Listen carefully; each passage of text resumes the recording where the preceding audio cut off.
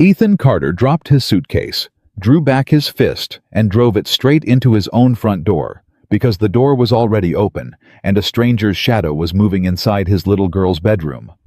He hadn't slept in 20 hours. He'd flown 2,000 miles home to hold his daughter.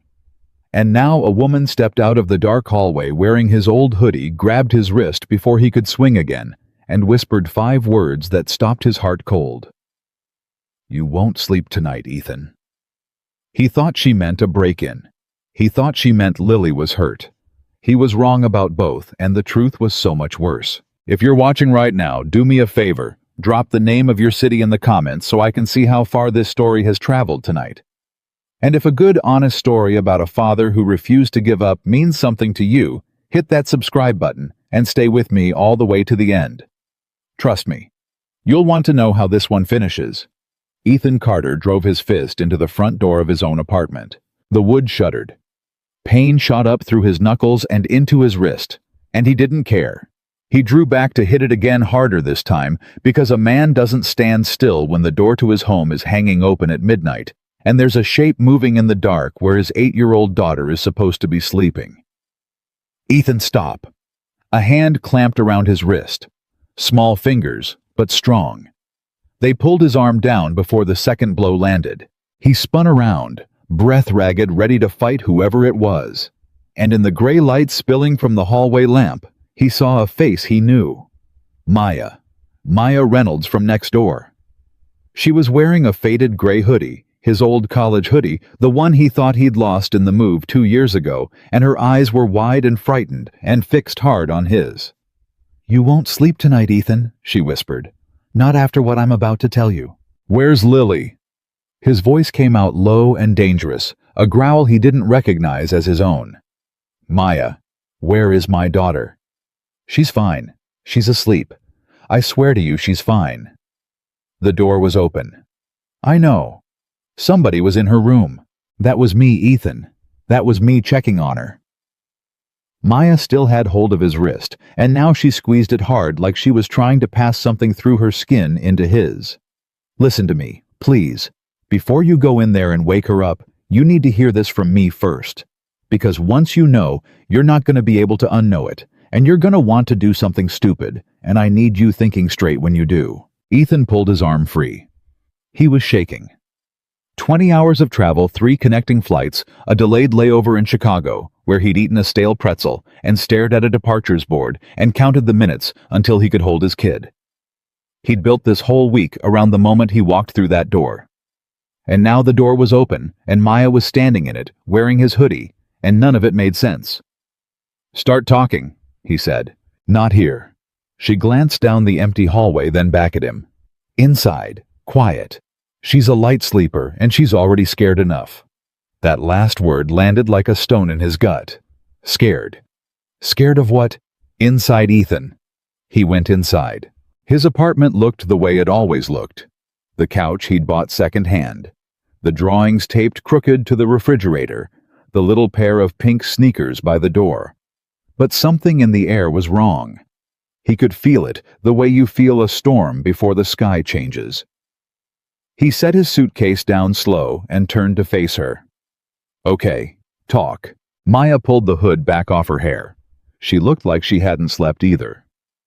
"3 nights ago," she said, "I was watching Lily for you, like we agreed. She was doing her homework at my kitchen table, and you called to say goodnight, remember?" "I remember." After the call, she got quiet, real quiet. The kind of quiet a kid gets when she's holding something too big for her. Maya wrapped her arms around herself. "So I asked her. I said, 'Baby, what's on your mind?' And she wouldn't look at me. And then she said, 'Ethan,' she said, 'is my daddy gonna lose me?'" The words hit him in the chest. "What?" he breathed. "That's what I said. I said, 'What do you mean, honey, nobody's losing anybody?' And she looked up at me with those big eyes and she said, 'I heard Grandma Diane on the phone. She said Daddy can't take care of me anymore. She said they're gonna take me away and give me to her.'" The room tilted. Ethan reached out and gripped the back of a kitchen chair. "Diane," he said. "Your ex-wife's mother, yeah. That's not Diane, doesn't have any." He stopped, started again. Lily must have misheard. She's a kid, That's what I hoped, too. Maya took a breath. So the next morning I did something I'm not proud of. I looked. Lily left her tablet at my place, and there was a voicemail on it. She'd butt-dialed her grandmother back. Or the grandmother had left a message on the family group thread. I don't even know how it got there. But it was Diane's voice, and she wasn't talking to Lily. She was talking to somebody else, a man, and the man was a lawyer, Ethan. Ethan didn't move.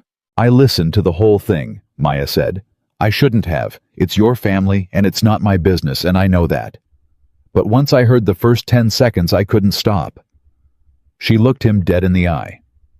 They're coming for custody. Diane and I think your ex-wife's whole side. They've got a lawyer building a case. And the case is money, Ethan. It's your money, or the fact that you don't have any. They know about the missed payments. They know you took the second job. They know the third one, too. The lawyer said something like, a man working 3 jobs isn't raising a child, he's abandoning her by the hour. Ethan sat down, not because he chose to, because his legs stopped holding him up. For a long moment, he didn't say anything at all. He stared at the little pink sneakers by the door. He thought about the last 2 years, every double shift, every skipped meal, every time he'd told himself, just get through this month and it'll ease up. He'd taken the second job to keep Lily in her school. He'd taken the third to keep the roof over her head after the divorce ate through his savings. Every single hour he'd worked for her. And now that same work, that same sweat was going to be the rope they hung him with. They're gonna use it against me, he said slowly. The work. The thing I did to keep her, they're gonna say it proves I can't keep her. Yeah, Maya said softly. That's exactly what they're gonna do. He put his face in his hands. Ethan. He didn't answer. Ethan, look at me. He looked up. And what he saw on Maya's face wasn't pity. He'd have hated pity. It was something else, something fierce, something almost angry on his behalf. You are not gonna lose that little girl, she said. You hear me? Not while I've got breath in my body. I don't care that she's not mine. I've watched you with her for 2 years. I've watched you come home dead on your feet and still get down on the floor and play tea party because she asked you to. I've never seen a father love a kid the way you love her. And I'll be damned if I let a bunch of rich people with a lawyer take her because you had the nerve to work hard for her. Ethan stared at her. He didn't know what to say. In 2 years of living next door, of the occasional favor of babysitting swaps and borrowed sugar and quiet nods in the hallway, he had never once heard Maya Reynolds raise her voice. He hadn't even known she had that in her. Why do you care so much? He asked. It came out rougher than he meant. You barely know me. Something flickered across her face. She looked away. I care because Lily talks about you like you hung the moon, she said. And because I know what it's like to have people decide your life for you when they've got money and you don't. I know exactly what that feels like. She swallowed. And because there's something else I have to tell you. And you're gonna be angry. And you have every right to be. But I need you to let me finish before you throw me out. Ethan felt the floor shift again under him. What did you do, Maya? It's not, I didn't do anything to you. I did something to me and it dragged you into it, and I hate myself for it. But I didn't have a choice. And now I don't know how to fix it without you. The words tumbled out of her fast, like she'd been holding them back for days. My family's coming here tomorrow. My parents, my sister. And I told them a lie, Ethan, a big one. And I used your name. He stared at her. You used my what? My name is in your mouth right now, and I put it there, she said miserably. Just let me explain, please. He should have thrown her out. Any sane man after the night he'd had would have thrown her out. But he'd known Maya long enough to know she didn't rattle easy, and right now she was rattled to the bone, and some stubborn part of him wanted to know why. Talk, he said for the 3rd time that night. Maya pulled out the chair across from him and sat. She folded her hands on the table, like a woman about to confess to a priest. You know I do interior design, she said. Freelance. It's steady enough. I pay my own bills. I take care of myself. I have for 12 years. But my family, My parents especially, they don't see it that way. To them, I'm 34 and unmarried, and that's a problem. That's a crisis. That's their daughter failing at life." She laughed, but there was no humor in it. "6 months ago, my father found a man for me. Business associate's son. Rich. Older. Owns half a commercial real estate portfolio in this state. And they've been arranging it. Like I'm a merger. Like I'm a piece of property that comes with a good tax situation. That's Maya. This is America. They can't make you marry anybody." "No, they can't make me. But you don't understand these people. They don't force you. They wear you down. Every phone call, every dinner, every holiday. Maya, you're not getting younger. Maya, do you know how it looks? Maya, your sister was married at 26. What's wrong with you? 2 years of that. 3. Until you're so tired you start to wonder if maybe they're right. Maybe you are broken. Maybe you should just say yes and let them run your life, because at least then they'll stop looking at you like you're a disappointment." Ethan said nothing, but something in his chest tightened because he knew that feeling. He knew it from the inside. Different circumstances, same rope. His whole marriage had ended with a woman looking at him like he was a disappointment. "So 3 days ago," Maya went on, "my mother calls, and she tells me they're all driving up this weekend. A surprise, she says. Isn't that lovely? And they're bringing him, the man, because Dad wants to move things forward," and something in me just snapped. I was so tired, Ethan. I was so tired of being managed. And before I even knew what I was doing, I heard myself say, "You don't need to bring him. I'm already seeing someone." "Oh no," Ethan said. My mother went dead silent, and then she got excited. First time in years she sounded excited about my life, and she said, Who is he? Is it serious?" And I panicked. And the only man I could think of, the only man I actually respect, the only good man I know, was the one whose daughter I'd been babysitting all week, whose hoodie I was literally wearing at that exact moment. She looked down at the gray fabric on her own body and gave a small, broken laugh. "So I said your name. I said, his name is Ethan. He lives next door. He's a father. He's a good man."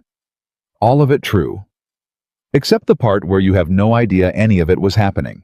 Ethan pushed back from the table and stood up. He walked to the window. He stood there with his back to her jaw, working, trying to sort out the anger from the exhaustion, from the fear about Lily, which was still the biggest thing in the room, bigger than all of this. "So let me get this straight," he said, not turning around. "I come home. My door's open. My kid's grandmother is plotting to take her. And on top of all of it, you've told your entire family that you and I are what, dating?" "Yes." "And tomorrow they're going to show up here expecting to meet me." "Yes." He turned around. "Maya, I can't do this. I don't have room for this. My daughter is—" "I know." She stood up too. "I know, and I swear to God I was going to call the whole thing off, tell them we broke up, tell them I lied, take whatever they threw at me. I decided that this morning. And then Lily told me about her grandmother, and I heard that voicemail, and I realized—" She stopped. "Realized what?" "That we're the same, you and me." She said it quietly. "We're both being crushed by people who think money gives them the right to decide our lives. Your ex-wife's family thinks poverty makes you a bad father. My family thinks being single makes me a failed woman. And both of us have just been taking it. Bowing our heads and taking it because we're too tired and too outnumbered to fight." The apartment was very quiet. Down the hall the refrigerator hummed. Somewhere in the building a pipe knocked. "I'm not asking you to be my boyfriend," Maya said. "I'm not that far gone. I'm asking one dinner. Tomorrow. When my family shows up, stand next to me and don't correct me when I call you mine. Let me have one meal where they look at me like I made a good choice instead of a bad life. And in exchange—" Her voice caught. "In exchange, I will stand next to you. I heard that voicemail, Ethan. I can testify to what Diane said. I'll write it down. I'll swear to it. I'll go to your lawyer. I'll go to a judge. You are not fighting for Lily alone. Not anymore. Not if you'll have me in your corner." Ethan looked at her for a long time. "You'd do that," he said. "You'd get up in front of a court. For a man you barely know." "I'd do it for Lily," she said. And she stopped herself, started again more careful. And because it's the right thing, and because somebody in this world ought to fight for the good ones, there's not enough of you left. He almost smiled. Almost. He was too tired to finish it. I need to see my daughter, he said. Of course. He walked past her down the short hall and pushed open the door to Lily's room. And there she was, 8 years old, spread across the bed at a diagonal like she owned it, one arm thrown over her stuffed rabbit mouth, open, dead asleep. The nightlight painted her cheek gold. She looked exactly like she'd looked every night of her life, and the sight of her undid something in him that had been clenched tight for a week. He knelt down beside the bed. He didn't wake her. He just put his hand very lightly on her hair and let himself breathe. Nobody is taking you, he thought. Nobody. Not while I'm alive. Behind him he heard Maya stop in the doorway. She asked me something else, Maya said quietly. That night, after she asked if she was going to lose you. What? She asked if her daddy was ever going to be happy again. Maya's voice was barely there. She said, he works all the time, and he never smiles anymore, and I think it's because of me. She thinks it's her fault, Ethan. She thinks you stopped smiling because of her. Ethan closed his eyes. His hand was still resting on his sleeping daughter's hair, and it took everything he had not to let his shoulders shake. It's not her fault, he whispered. I know that. You know that. She doesn't. Maya paused. You want to know the real reason I couldn't just call this whole thing off and leave you out of it. It's not the voicemail. It's that when I babysat her this week, I saw a kid carrying grief that no 8-year-old should carry. And I couldn't walk away from that. I couldn't. Ethan stood up slowly. He tucked the blanket up around Lily's shoulder the way he'd done 10,000 times, and he stepped back out into the hall and pulled the door most of the way shut. He looked at Maya, standing there in his old hoodie, worn out, ashamed of her lie, terrified of her family, and somehow still offering to walk into a courtroom for him. Okay, he said. Okay. Dinner? Tomorrow. I'll stand next to you. He held up a finger. But we do it my way. We don't overcomplicate it. We don't make up some big romantic story about how we fell in love. The more you make up, the more you have to remember, and the more you have to remember, the faster you get caught. We keep it simple. We keep it close to the truth. Neighbors, friends. It grew into more. That's a story 2 people can actually stand behind. Maya blinked at him. You've done this before. No. But I ran a construction crew for 12 years. You learn how lies fall apart. It's always the details.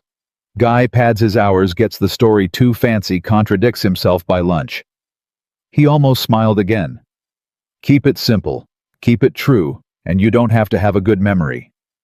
Something in Maya's shoulders loosened for the first time all night. You're really gonna help me, she said. You're really gonna help me, he answered.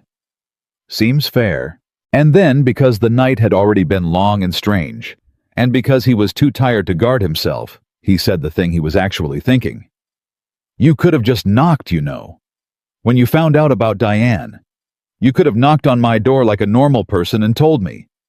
Instead, you waited in the dark and scared 10 years off my life. Maya laughed, a real one this time, small and surprised. I did try to knock, earlier, but you weren't home yet, and then it got late, and I didn't want to leave it in a text because it was too big for a text. So I checked on Lily, and I sat in your hall with my heart pounding, trying to figure out how to say it, and then you came around the corner swinging at your own door like a lunatic. She shook her head. You almost broke your hand on your own house, Ethan. I thought somebody was hurting my kid. Her face softened. Yeah, she said. I know you did. That's kind of the whole point, isn't it? That's the whole reason nobody in that courtroom is going to beat you. A man who comes home and swings at his own front door because he thinks his daughter might be in danger. That man does not lose his kid to a woman who couldn't be bothered to raise her own. Ethan looked at her sharply. Her own. Maya's mouth pressed into a thin line. The voicemail. Diane. She's not doing this because she loves Lily, Ethan. I could hear it in her voice. She's doing it because your ex-wife wants Lily back, but doesn't want the work, so Grandma's gonna hold the kid for her. There's other stuff on that recording. Money stuff. Your ex is in some kind of trouble, and a grandchild in the house looks good in front of a certain kind of judge. She shook her head. I don't understand all of it, but I understood enough to know it's not about love. It's about winning. You're just a man they think is too poor and too tired to fight back. Ethan stood very still in the dim hallway. He'd spent 2 years believing the worst was behind him. The divorce. The empty half of the closet. The nights explaining to a 4, then 5, then 6-year-old why mommy didn't live here anymore. He'd told himself he'd already survived the hard part. He'd been wrong. The hard part was tomorrow. The hard part was next week. The hard part was a lawyer in a nice office building his whole life into evidence against him. They think I'm too tired to fight back, he repeated. Yeah. He looked at Lily's door, then at Maya, then at his own bruised, aching hand, still red across the knuckles from where he'd hit the door. They picked the wrong man, he said. Neither of them slept much that night. Maya went back to her own apartment around 2 in the morning, but before she left, she wrote it all down, everything she remembered from the voicemail, dated it, signed it, and put it in his hand. In case I lose my nerve, she said. In case I let you down. That way you've got it in writing and you don't have to depend on me being brave. You've been plenty brave, Ethan said. She'd looked at him funny when he said that, like the words didn't fit anywhere she had room to put them. Then she'd gone. Ethan sat at his kitchen table until the sky started going gray, reading and rereading her account of the voicemail, feeling the fear in his chest slowly harden into something else. Something he hadn't felt in a long time. Resolve.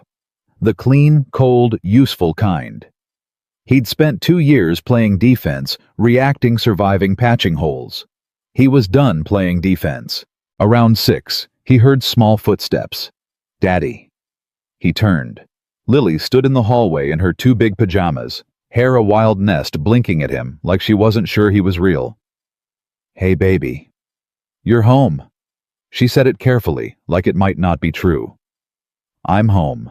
And then she ran full speed across the kitchen and hit him at the waist, and wrapped both arms around him and held on like the world was trying to pull him away from her, and Ethan lifted her up onto his hip, even though she was really getting too big for it, and buried his face in her wild hair and did not let go. I missed you so much, Lily said into his neck. I missed you more. That's not possible. I missed you like 100. I missed you like 101. She giggled the sound he'd flown 2,000 miles to hear, and then she pulled back and looked at him with those serious 8-year-old eyes, the ones that saw way more than a kid her age should. Daddy, can I ask you something and you promise not to be mad? His heart clenched. Here it was. I promise, sweetheart. You can ask me anything. Lily bit her lip. Grandma Diane said some stuff on the phone, about me. About coming to live with her. Her voice got very small. I don't want to live with Grandma Diane, Daddy. I want to live with you, even if you have to work a lot. I don't care if we're not rich. I just want to live with you. And there it was. The thing Diane and her lawyers would never understand, sitting right there in his arms in her 2 big pajamas. This wasn't a custody case about money and stability and appearances. This was a little girl who had already voted with her whole heart, and nobody had bothered to ask her. Lily. Ethan set her down gently on the kitchen chair so he could look her right in the eyes. I need you to hear me. Are you listening? She nodded, solemn. Nobody is taking you anywhere. Not Grandma Diane, not a lawyer, not a judge, nobody. Do you understand me? You are my daughter, and I am your father, and that is not up for a vote. I will fight anybody who says different, and I will not lose, because I have never once, not for one single day of your life, given up on you, and I'm not about to start now. Lily's eyes filled up. Promise?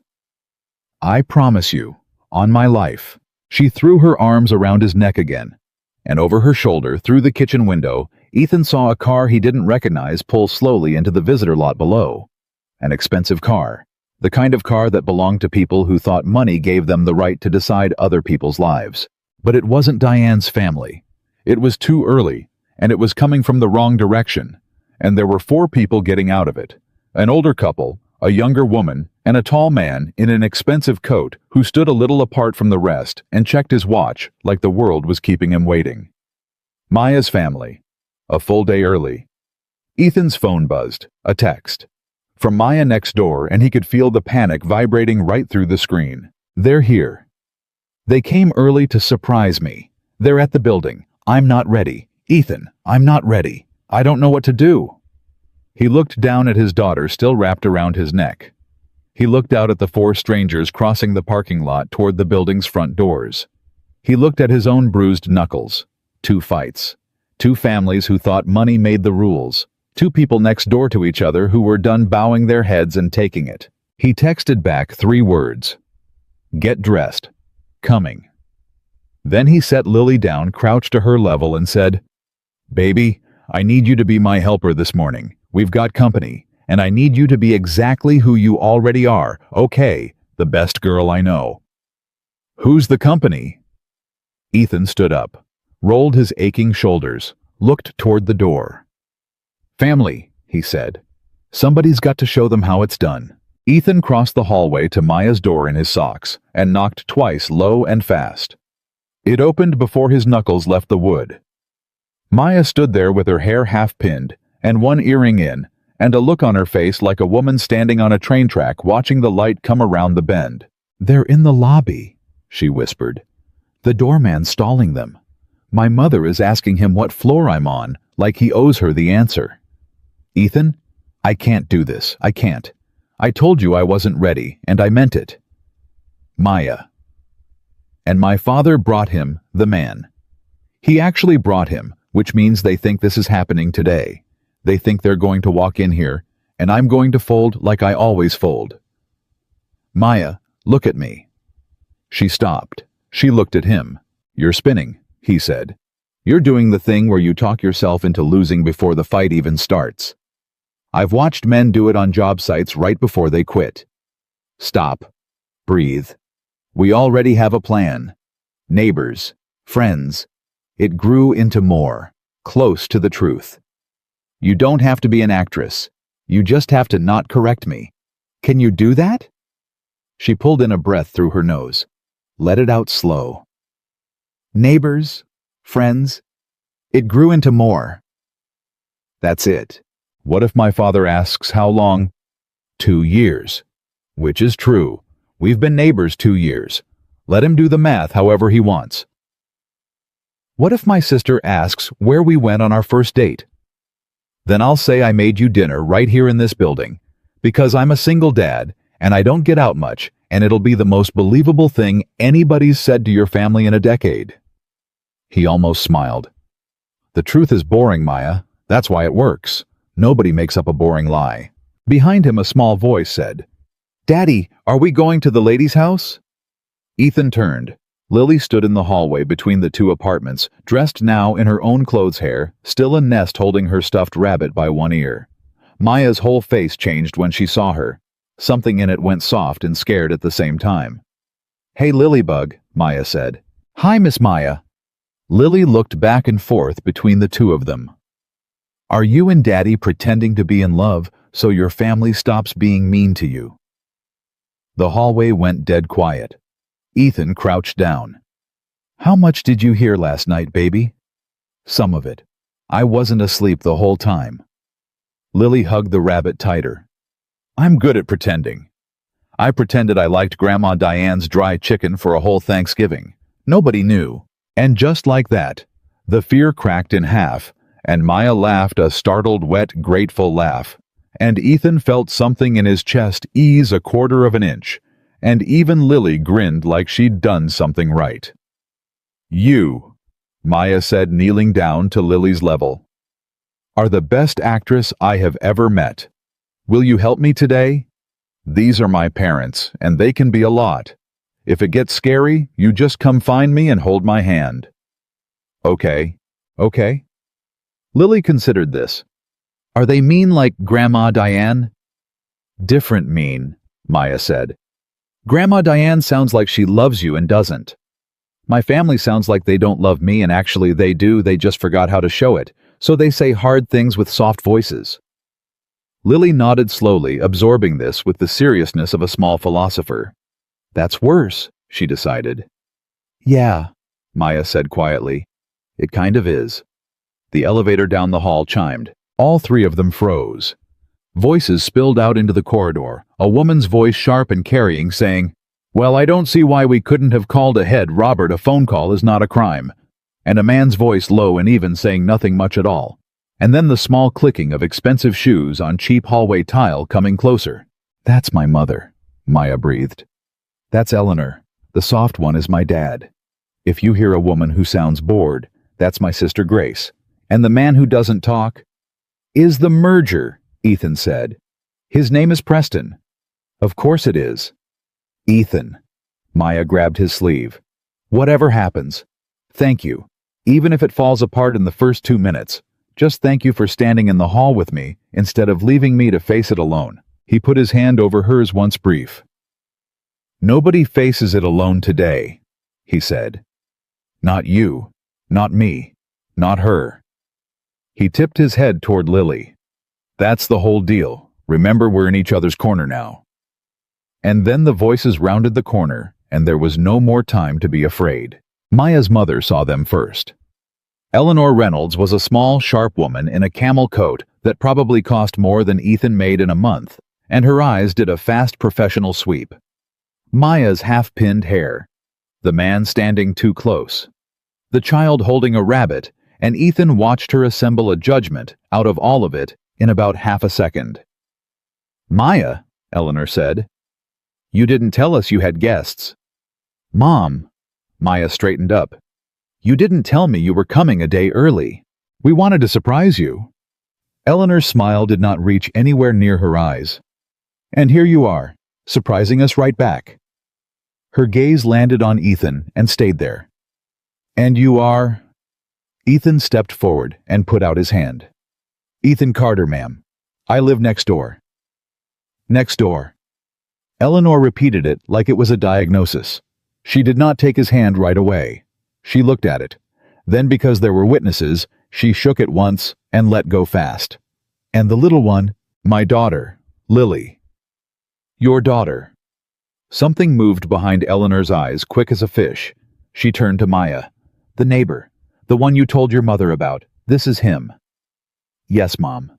He has a child. I can see that, Eleanor. I'm standing right here, said the man behind her. And this had to be Robert, Maya's father. A tall, stooped man, with kind, tired eyes, and the posture of somebody who'd spent 30 years agreeing with his wife for the sake of peace. He stepped past Eleanor and shook Ethan's hand properly warmly for the length a handshake should actually last. Robert Reynolds, good to meet you, son. You too, sir. And who's this? Robert bent down toward Lily with the creaky slowness of a man whose knees had opinions. Hello there, that's a fine-looking rabbit. His name is Mr. Buttons, Lily said. He's very brave, but he's also a little scared right now. Is he? What's he scared of? Lily looked up at Eleanor, then back at Robert, and said with devastating 8-year-old honesty, New people. Robert laughed, a real surprised bark of a laugh, and even Eleanor's mouth twitched despite herself. And behind them, a younger woman rolled her eyes and said, Can we please do this inside? I've been in a car for 4 hours, and I need to sit down, and I need coffee that didn't come from a gas station. Grace, Maya said. This is my sister Grace. Grace, this is... The neighbor, yeah. Got the whole story in the car 11 times. Grace looked Ethan up and down without much interest, then softened a fraction when she saw Lily. Hi, kid. Hi, Lily said. And then the fourth figure moved into the light, and the hallway seemed to get colder. Preston was tall and unhurried and beautifully dressed, and he had the particular stillness of a man who had never once in his life had to rush toward anything because everything he'd ever wanted had come to him. He looked at Maya first, and his expression didn't change at all, which was somehow worse than any expression could have been. Then he looked at Ethan, and when he spoke, his voice was smooth and pleasant. and carried underneath it a blade so thin you could almost pretend you hadn't felt it go in. "Preston Vance," he said. He did not offer his hand. "I've heard so much about you." A pause waited deliberate. "Actually, no.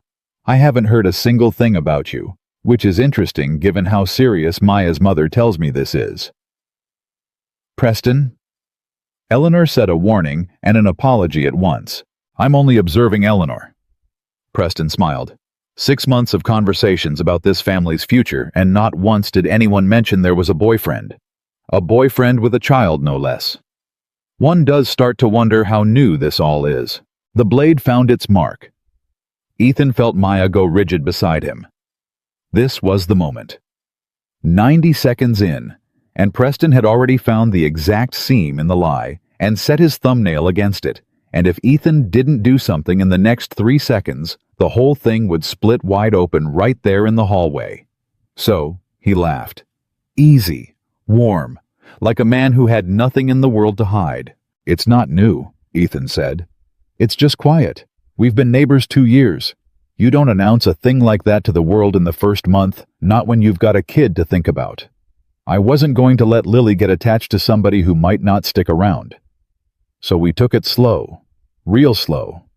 Maya earned her way into that little girl's heart one afternoon at a time, and I watched every step of it before I let myself believe it was real." He looked at Maya then, and he made his face do the thing he'd sworn he wouldn't overdo, the soft thing, the true enough thing. By the time I was sure we weren't the kind of people who make announcements. We were just the kind of people who already knew. Silence. Robert made a low sound in his throat that might have been approval. Grace stopped looking at her phone. Eleanor's sharp eyes went from Ethan to Maya and back, hunting for the crack, and not finding it because Ethan had built the lie exactly where he'd told her to build it, right up against the truth, where the two were hard to tell apart. And Preston for the first time stopped smiling. "How poetic," he said. "Come inside," Maya said, and her voice only shook a little. "Please, all of you. I'll make coffee that didn't come from a gas station." They filed into Maya's apartment, and the tone of the morning changed the moment the door closed behind them, because now they were on Maya's territory, and every one of them had come here to do a job. Eleanor's job was to inspect. Robert's job was to keep the peace. Grace's job, as far as Ethan could tell, was to survive her own family with as little damage as possible. And Preston's job.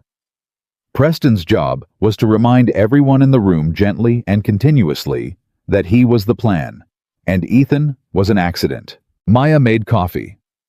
Her hands weren't quite steady, but she made it anyway, and Lily helped her carry the cups out on a tray with tremendous ceremony, and Eleanor took one look at the child playing house and said, "She's very comfortable here, in your apartment." "She comes over a lot," Maya said. "Does she?" Eleanor took her coffee. "And her mother?" The question landed in the room like a dropped plate. Ethan felt every eye swing toward him. "Her mother and I divorced 3 years ago," he said evenly. "Lily lives with me. Full time. Full time. And the mother, she just..." Eleanor made a small, graceful gesture with one hand, a gesture that somehow contained an entire accusation. Stepped away. "Mom," Maya said. "It's a fair question, Maya. If my daughter is going to be a stepmother," she let the word sit there, heavy and premature and cruel. "Then I think I'm entitled to understand the situation she'd be walking into. Wouldn't you agree, Mr. Carter?" Ethan set down his coffee. He looked at Lily, who had gone very still on the arm of the couch, and who was old enough to understand that the grown-ups were talking about her mother in a way that was meant to hurt. "Lily," he said gently, "Miss Maya's got a real nice window in her bedroom that looks out at the parking lot. Sometimes you can watch the delivery trucks. Why don't you and Mr. Buttons go see if any are coming?" Lily looked at him, then at Maya, checking. Maya nodded. "Go on, Bug. I'll come get you in a bit." Lily went. And the second the bedroom door clicked shut, Ethan turned back to Eleanor, and his voice was still perfectly level, but there was something underneath it now, something that had not been there before. "You want to talk about Lily's mother," he said. You talk about her when Lily's not in the room. That's the first rule in my house, and it's going to be the rule in this one too, for as long as I'm sitting in it. Are we clear? Eleanor blinked. Nobody had spoken to her like that in a very long time. I beg your pardon, she said. You can beg it, Ethan said, and I'll give it to you because you didn't know. But now you know. That little girl has spent 3 years wondering why her mother left, and she doesn't need a stranger doing math about it over coffee. So, to answer your question since you asked it, and since Lily can't hear it now, yes. Her mother stepped away. And I stepped up, every single day for 3 years. And I'll be doing it every single day for a lot more. That's the situation. It's not complicated. It's just hard. The room was silent. And then Robert Reynolds from the corner of the couch said quietly, Good for you, son. Eleanor shot her husband a look that could have stripped paint, but Robert didn't take it back. He just held Ethan's eyes and nodded once slow. The nod of one tired man acknowledging another. And Ethan understood in that moment that if there was an ally in this room, it was going to be the man everybody underestimated, because he never raised his voice. Well, Eleanor said, gathering herself, you certainly have opinions about how things should be done, Mr. Carter. I've got a kid, ma'am. Opinions come with the territory. And what is it you do for a living? Maya was rather vague. I run construction, project engineering, site management. Right now I'm on a crew doing commercial builds out of state, which is why I travel. And on the weekends, I do a couple other things to keep the lights on. He said it plainly without shame, because he'd decided somewhere over the Atlantic last night that he was done being ashamed of the work that kept his daughter fed. It's not glamorous, but it's honest, and it's mine. A couple other things, Eleanor repeated. You mean you work multiple jobs? I mean I do what a father does. Preston owns a commercial real estate portfolio, Eleanor said, as if this were a natural continuation of the conversation and not a deliberate surgical strike. He develops the buildings men like you get hired to put up. Isn't that a funny sort of symmetry? And there it was. The knife out in the open now, no more pretending it was a butter knife. Ethan felt the insult land men like you, and he felt the old familiar heat rise up behind his sternum. The shame that Diane's family, and now this woman, were so expert at conjuring the voice that whispered, She's right. You're just the help you build the buildings other men own. But he'd heard that voice for 2 years now. He was tired of it. And more than that, Maya was watching him, waiting to see if the man she'd bet on would crumble under the exact kind of pressure that had been crushing her whole life. And he'd be damned if he'd let her watch him crumble. That is a funny symmetry, Ethan agreed pleasantly. Somebody's got to build the buildings. I've always figured the man who pours the foundation and the man who owns the deed both matter, but if the foundation's bad, it doesn't matter whose name is on the paper. The whole thing comes down. He smiled. I've seen it happen. Beautiful buildings, big names, and a crack in the base nobody wanted to look at. They come down just the same as the ugly ones, sometimes faster. Preston's coffee cup stopped halfway to his mouth. Grace made a noise into her own cup that she disguised badly as a cough. Eleanor's smile finally slipped all the way off. And Maya. Maya looked at Ethan Carter across her own living room, this man she'd dragged into her mess out of pure desperation, and felt something turn over in her chest that had nothing to do with the plan and nothing to do with the lie, and it scared her more than her whole family put together. I like him, Robert announced to no one in particular. Robert. I do, Eleanor. I like him. He's got a spine. When's the last time anybody at our dinner table had a spine? Robert leaned back. This is the most interesting conversation I've had in a year. Eleanor stood up. I need to use the restroom, she said in the voice of a general calling a strategic retreat. Maya, show me. Maya shot Ethan a look. Don't leave me. Don't move. Hold the line, and Ethan gave her the smallest nod, and she led her mother down the hall, which left Ethan alone in the living room with Robert, Grace, and Preston. Grace broke the silence first. That was the ballsiest thing I've ever seen anybody do to my mother, she said with something almost like admiration. She's going to spend the next hour in that bathroom regrouping. You know that, right? You didn't win. You just made her mad. She's better when she's mad. I wasn't trying to win, Ethan said. I was trying to not lie about who I am. There's a difference. Is there? Preston said. It was the first thing he'd said since they came inside. He'd been sitting very still in the good chair by the window, watching everything, saying nothing, and now he set down his coffee and folded his hands and looked at Ethan with an expression of mild, terrible patience. Because from where I'm sitting, Preston went on, you've done nothing but perform since we walked in. The devoted father, the honest working man, the salt of the earth. It's a very good performance. Robert's eating it up. He glanced at Robert, who bristled. But I've spent my whole career reading rooms, Mr. Carter. Reading people. It's the only skill that actually matters in my business. And I'm reading you right now, and do you know what I see? I got a feeling you're going to tell me. I see a man who didn't know he had a girlfriend until very recently. The room went cold again. Preston, Grace warned. No, let me finish, Grace, because I think it's important. And I think this family has spent 6 months and a great deal of my time under the assumption that Maya was a serious person, making serious decisions about her future. Preston never raised his voice. That was the horror of it. Maya told her mother she was seeing someone exactly 3 days ago. Eleanor called me that evening quite upset and asked me to come this weekend so we could all sort out the confusion. 3 days ago, there was no boyfriend in any story anyone had ever told me. And now suddenly, there is a boyfriend, and he lives next door, and he has a child who calls Maya by name, and it's all been going on quietly for 2 years. He tilted his head. You see my difficulty. Either Maya has been lying to her family for 2 years about being single, or she's been lying for 3 days about not being. Either way, somebody in this apartment is a liar. I'm simply trying to determine who. Ethan's pulse was hammering, but his face gave away nothing. He'd stared down angry foremen and OSHA inspectors and a judge at his own divorce. He knew how to keep his face still while his heart went to war. That's a lot of theory, he said, for a man who's known me 20 minutes. It's not theory, it's observation. There's a difference. Preston smiled thinly, throwing Ethan's own words back at him. Tell me one true thing then. One thing only the two of you would know. What's Maya afraid of? Everyone's afraid of something. A man who's loved a woman for 2 years knows what she's afraid of. So, what is it? And there it was. The trap sprung clean, laid out on the floor of Maya's own living room.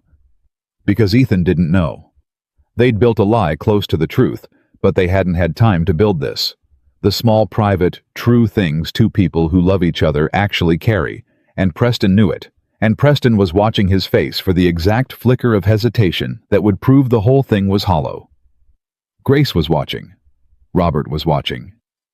Down the hall, a door opened. Ethan opened his mouth with no idea what was going to come out of it. She's afraid of turning into her mother. Every head turned. Maya was standing in the mouth of the hallway. Eleanor was just behind her, frozen mid-step. And Maya was looking not at Preston, not at her mother, but at Ethan, and her eyes were bright and hard, and there were tears standing in them that she refused to let fall. That's what I'm afraid of, Preston, Maya said, walking slowly back into the room. Since you're so interested.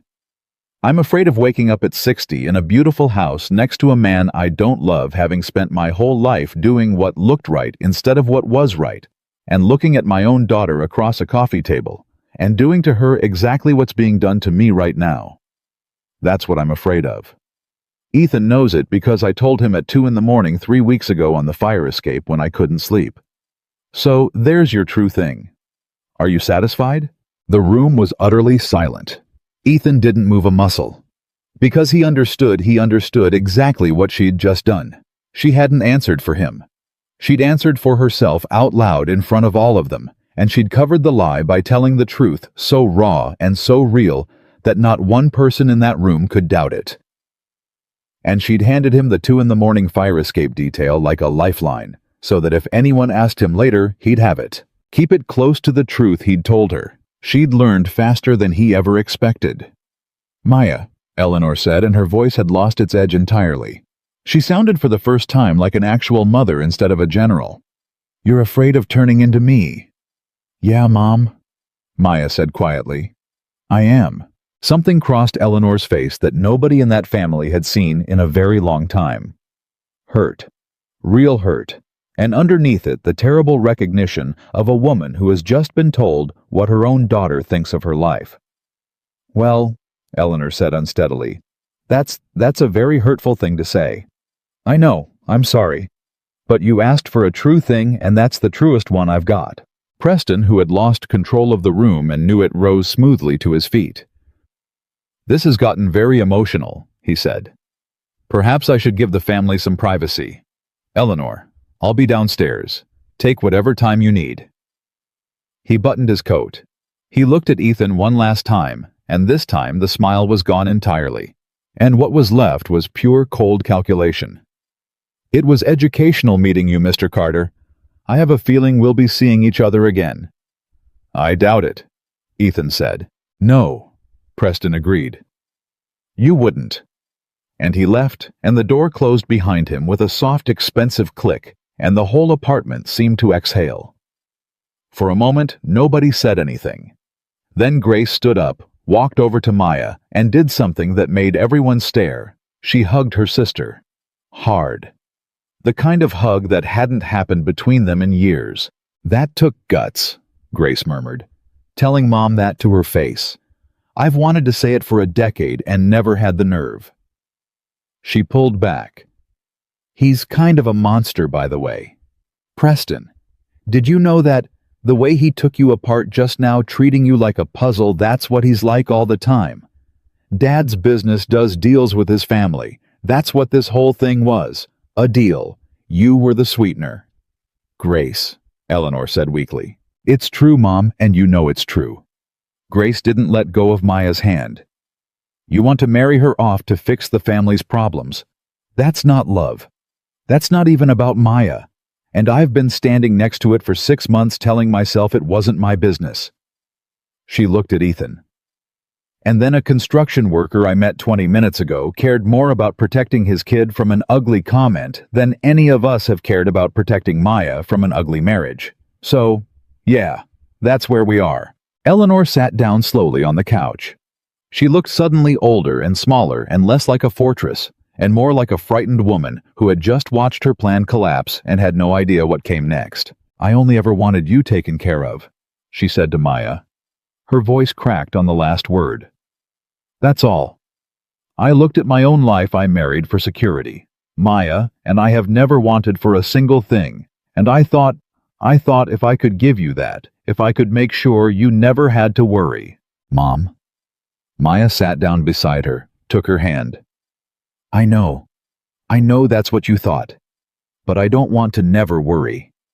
I want to worry about the right things, about whether the person I love is okay, about whether my work is good, about whether I'm the kind of person my kid would want to turn into someday if I ever have one. She squeezed her mother's hand. You gave me a life with no worries and no love in it, and you called it a gift, and I've spent 34 years trying to figure out how to tell you that it was the loneliest childhood a girl could have. This. She gestured at the room at Ethan at the bedroom where Lily was watching for delivery trucks. This messy, broke, complicated next-door thing, this looks more like love than anything I saw growing up. And I would rather have this and be broke than have your life and be safe. And Ethan standing there in the middle of a family that wasn't his. In the middle of a lie he'd agreed to tell, felt the ground shift under him for the second time in 12 hours. Because Maya wasn't performing. Whatever else was fake about the morning, that wasn't. She meant every word. And some of those words, this looks more like love than anything I saw growing up, were about a thing they'd invented 3 days ago, and yet they were somehow the realest thing anyone had said all day. He didn't know what to do with that. So he did the only thing that felt right. He crossed the room, and he sat down on the arm of the couch beside Maya, close, but not touching, present, solid, a wall at her back. And when Eleanor looked up at him, her eyes wet, he said the truest thing he could find. Ma'am, I can't tell you your daughter's making a smart choice. I'm a broke single dad. On paper, I'm a terrible bet. He said it steadily. But I can tell you this. Whoever ends up with Maya and I hope to God it's not that man who just walked out is going to end up with somebody who'll sit on a fire escape at 2 in the morning and tell the truth about what scares her. That's rare. That's the rarest thing there is. I know because I was married to somebody who never once did it, and I'd have traded every dollar I ever made for one honest night on a fire escape. So if you want Maya taken care of, you don't hand her to the man with the biggest portfolio. You give her to whoever's not afraid of the truth. That's the whole secret. That's the only thing that's ever kept anybody safe. Eleanor stared at him for a long moment. You, she said finally, are a very strange construction worker. Yes, ma'am, Ethan agreed. I get that a lot. And Robert Reynolds laughed his big surprised laugh again, and Grace grinned, and even Eleanor's mouth did something that was almost nearly not quite a smile, and for one impossible moment the whole thing felt like it might actually be okay, which is exactly when Lily came running out of the bedroom, her face white, her rabbit clutched to her chest, and said, "Daddy, Daddy, there's a lady in the parking lot, and she's looking up at our windows and taking pictures, and I think, Daddy, I think it's Grandma Diane." The room went ice cold. Ethan was on his feet before the last word left her mouth. He crossed to the window in 3 strides and looked down. There, in the visitor lot, standing beside a silver sedan, was a woman he hadn't seen in over a year. Diane, Lily's grandmother, and she was not alone. Standing beside her in a gray suit, holding a leather folio and a phone, he was pointing up at the building like a weapon, was a man Ethan had never seen before, but recognized instantly for what he was. The lawyer. And they weren't looking at Ethan's window. They were looking at Maya's. They were photographing Ethan Carter standing in a woman's apartment on a Saturday morning while his 8-year-old daughter was somewhere out of frame building one photograph at a time, the exact case they wanted to build. An unstable home. A father playing house with the neighbor. A little girl passed around between apartments while Daddy plays boyfriend.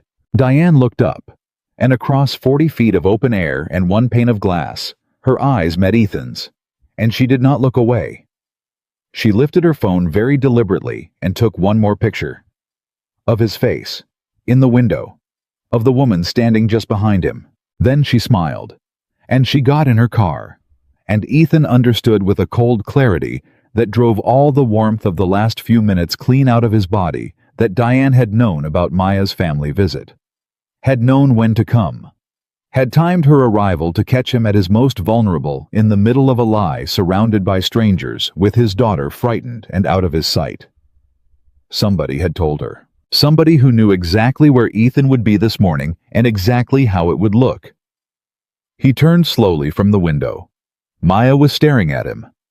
Grace and Robert and Eleanor were staring at him, and Lily was clutching her rabbit and looking up at her father with the terrified eyes of a child who had already been told she might be taken away, and who had just watched the woman who wanted to take her stand in a parking lot and smile. "Daddy," Lily whispered, "are they gonna take me now?" Ethan crossed the room. He knelt down. He took his daughter by both shoulders and looked her dead in the eyes, and when he spoke his voice did not shake even a little, because a father does not let his voice shake when his child is this afraid. "No," he said, "they are not going to take you, not today, not any day. I promised you on my life, and I don't break promises. Do you believe me?" Lily searched his face. Then she nodded, small and fierce. "I believe you. Good girl." He stood and lifted her and held her against his chest, and over her shoulder he looked at Maya, and the question in his face was the only thing in the room. Who knew I'd be here? Who told her? And Maya's face, as she stared back at him, slowly drained of every drop of color, because she had just realized the answer, and the answer was going to change everything. "Preston?" Maya whispered. The name fell into the room like a stone into a still pond. "What?" Ethan said. It was Preston. Maya's voice was climbing fast, the color still gone from her face. "He left right before Lily saw them in the lot. He said he'd be downstairs. He walked out that door, and 2 minutes later, Diane standing in the parking lot with a lawyer taking pictures of my window. That's not a coincidence, Ethan. That is not a coincidence. How would Preston even know Diane? I don't know. I don't wait. Maya pressed both hands to her temples, like she was trying to hold her own thoughts together. Real estate. Preston develops commercial property in this state. What does Diane's family do? What did my ex-husband do, Ethan? What does the man Diane's fighting for? Her daughter's remarried, Ethan said slowly. To some developer. Diane never stops bragging about him. Every voicemail, every holiday. You should see the house, Ethan. You should see what a real provider looks like, Ethan.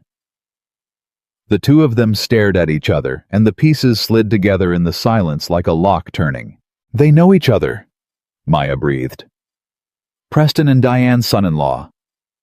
They have to. It's the same world, same city, same business, same rich little circle where everybody develops everybody's buildings. Preston walks in here this morning, sees a man.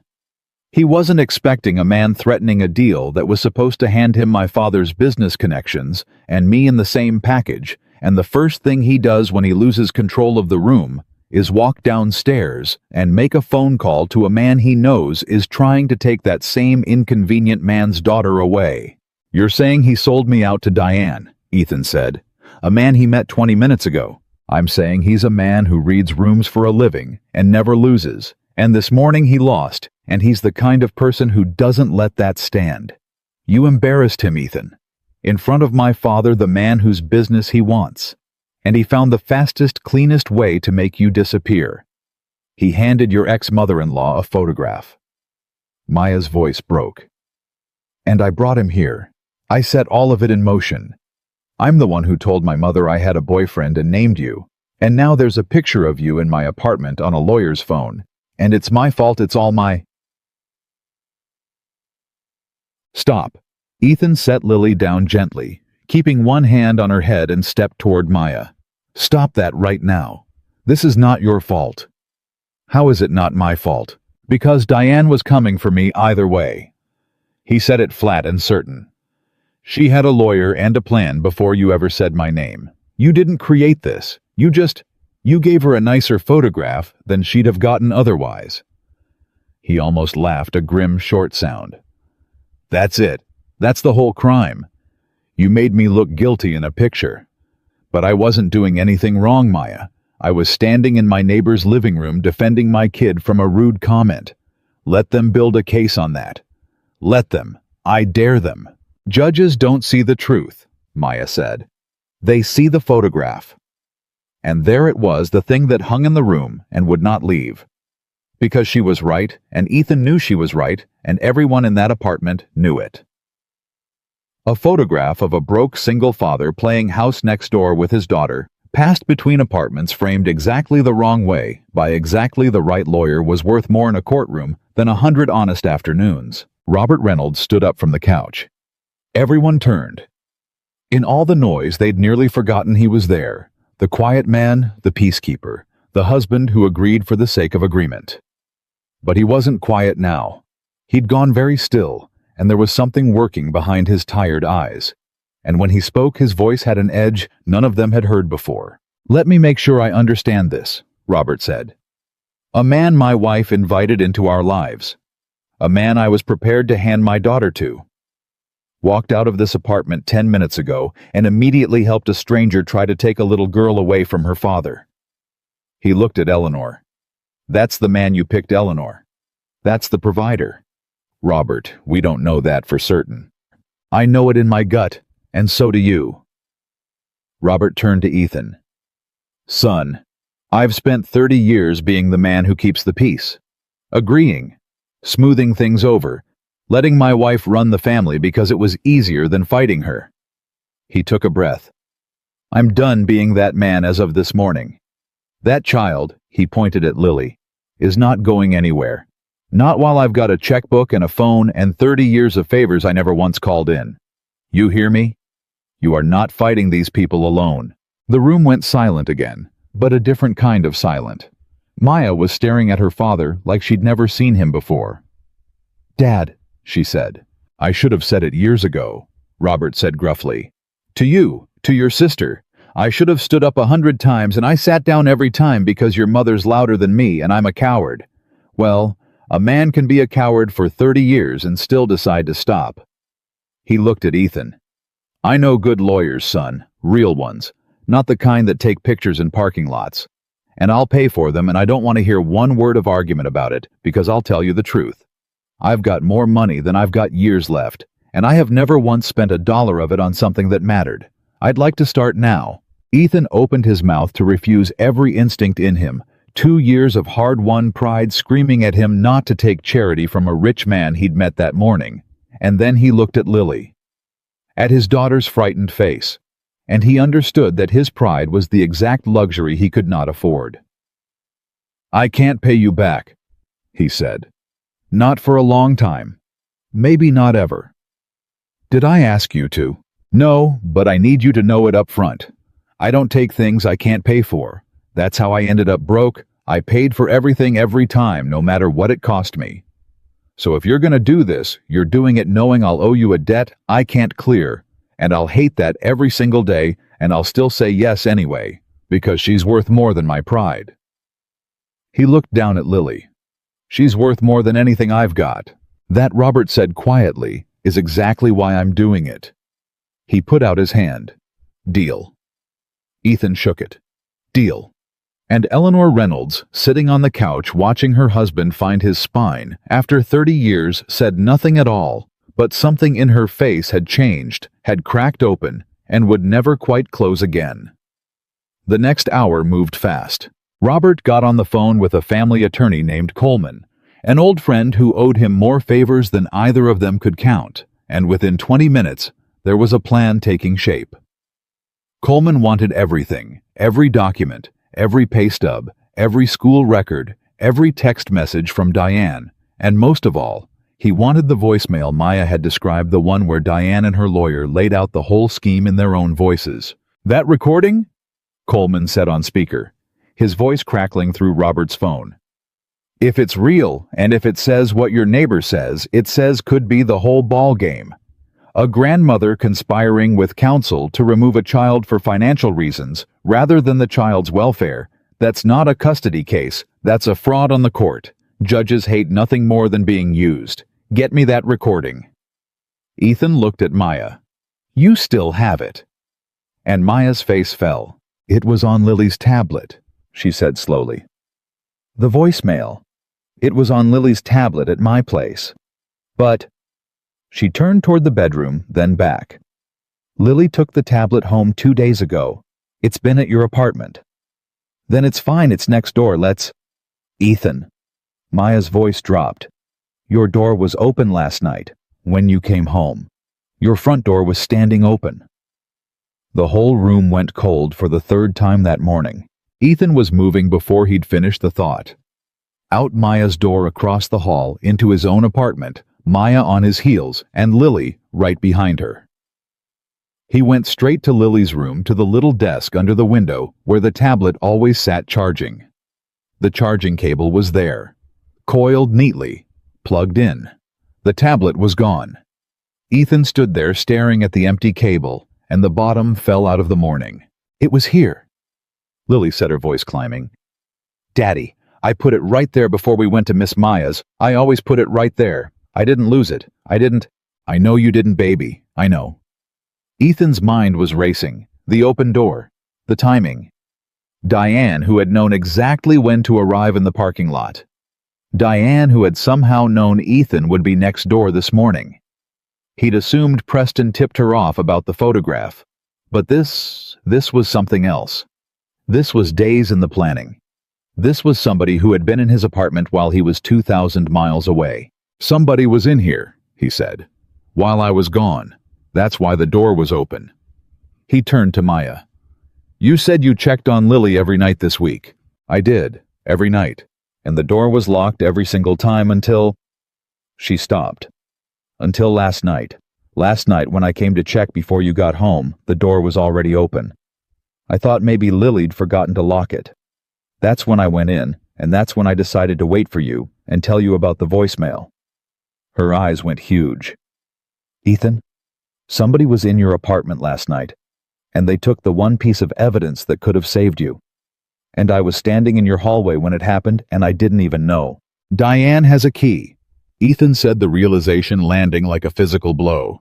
She had a key from God from years ago, from when Marcy and I were still married. Diane used to watch Lily. She had a key, and I never changed the locks. Why would I change the locks? She's Lily's grandmother. He pressed the heels of his hands into his eyes. She let herself in. She took the tablet. She knew what was on it. Which means she knows Lily heard the voicemail. Which means she was never just planning to take you to court, Maya said. She was cleaning up evidence. She's not sloppy. She's careful. She's been careful this whole time, and we walked right into the middle of it. Ethan lowered his hands, and when he looked up, his face had changed. The fear was still there, but under it something harder had set like concrete curing. Then we're not dealing with a grandmother who misses her granddaughter, he said. We're dealing with people who break into apartments and steal evidence and time their arrivals to catch a man at his worst. Fine. Okay. Now I know what I'm fighting. He looked at Lily. Baby, I need you to think real hard for me. That voicemail, the one you heard. Do you remember hearing it more than once? Did you ever play it for anybody? Did it ever go anywhere else besides the tablet? Lily's forehead scrunched up in fierce concentration. I showed Miss Maya, she said. That's all. I showed Miss Maya and she got real quiet, and she said don't worry about it, and she'd take care of it. She paused. And I sent it to myself. The room stopped breathing. You did what? Ethan said. I sent it to my email. The one you made me for school. Because... Lily's chin wobbled. Because I was scared it was true, and I wanted to be able to listen again so I could figure out if I was in trouble. So I emailed it to myself off the tablet. Was that bad? Daddy, was that bad? Ethan crossed the room, dropped to his knees, and pulled his daughter into a hug so tight she squeaked. That, he said into her hair, was the smartest thing anybody in this family has done in a year. That was not bad. That was genius. You hear me? My smart, brave girl saved us, and she doesn't even know it. Because the tablet was gone, but the email wasn't. The email was sitting on a server somewhere safe out of Diane's reach in the account of an 8-year-old who'd been too scared to delete it. Get Coleman back on the phone, Ethan said to Robert, standing up with Lily still in his arms. Tell him we've got the recording. Tell him we've got it in a form that proves the timeline that a child received it and forwarded it before anybody knew there was going to be a case. Tell him... He almost smiled. Tell him the foundation held. Robert was already dialing. But even as he dialed, Maya was watching Ethan's face, and she saw something flicker across it that made her stomach drop. What? She said. What is it? You just thought of something. If Diane broke in to take the tablet, Ethan said slowly, she thinks she got it. She thinks the evidence is gone, which means she thinks she's safe, which means she's going to move fast. Now file the petition, get in front of a judge, get the whole thing rolling before anybody can stop her, because in her mind, there's nothing left to stop her. He looked at Coleman's number ringing on Robert's phone. She has no idea an 8-year-old outsmarted her. And if we tip our hand, if she finds out that email exists, she'll find a way to challenge it, bury it, claim it was doctored, drag it out. We can't let her know we have it. Not until we're standing in front of the judge and it's too late for her to do anything about it. So we let her think she won, Maya said. We let her think she won, Ethan agreed. Right up until the second she loses. And for the first time since he'd come home to an open door at midnight, Ethan Carter smiled a real smile, cold and sharp, and certain the smile of a man who had spent 2 years getting knocked down and had finally found his feet. That should have been the turn. That should have been the moment the tide came in. But Diane Whitmore had not spent a year building this case to be undone by a grandmother's mistake, and she had one more card that none of them had counted on. And it arrived at 4 o'clock that afternoon, in the form of a knock on Ethan's door, and a woman in a cardigan holding a clipboard and a laminated county badge. Mr. Carter, she said. My name is Karen Doss. I'm with Child Protective Services. We've received a report expressing concern for the welfare of a minor at this residence. May I come in? Ethan's blood turned to ice. Behind him in the kitchen, Lily froze with a crayon in her hand. A report, Ethan said. From who? I'm not able to disclose the reporting party, but I do need to come in and speak with you and see the child, or this becomes a very different kind of visit very quickly. Karen Doss said it not unkindly but firmly, the voice of a woman who had done this 1,000 times and had learned to keep her feelings out of it. I'd strongly encourage you to cooperate, Mr. Carter. It's much better for everyone when parents cooperate. Ethan stood in his own doorway and understood exactly what Diane had done. She hadn't just filed for custody. She'd made a call. An anonymous call to the county expressing concern. A father who travels constantly and leaves his child with the neighbor, a chaotic home. A little girl passed between apartments. Everything the photographs would seem to confirm. She'd manufactured an investigation. And an open CPS case, a file with the county's name on it, was worth more in a custody fight than any photograph, because now it wasn't just Diane saying Ethan was unfit. It was the government asking the question. Come in, Ethan said, stepping back, his voice steady even as his heart slammed against his ribs. You can see whatever you want. My daughter's right there doing her homework and there's a plate of apple slices next to her because she asked for a snack 20 minutes ago. Come in and look.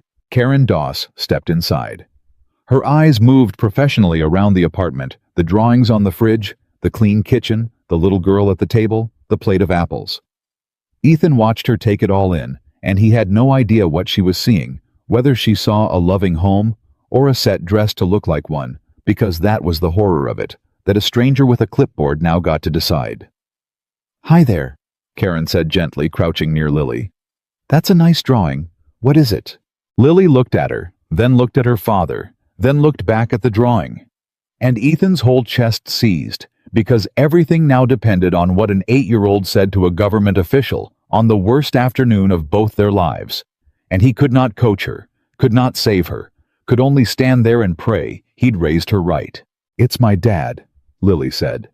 She held it up.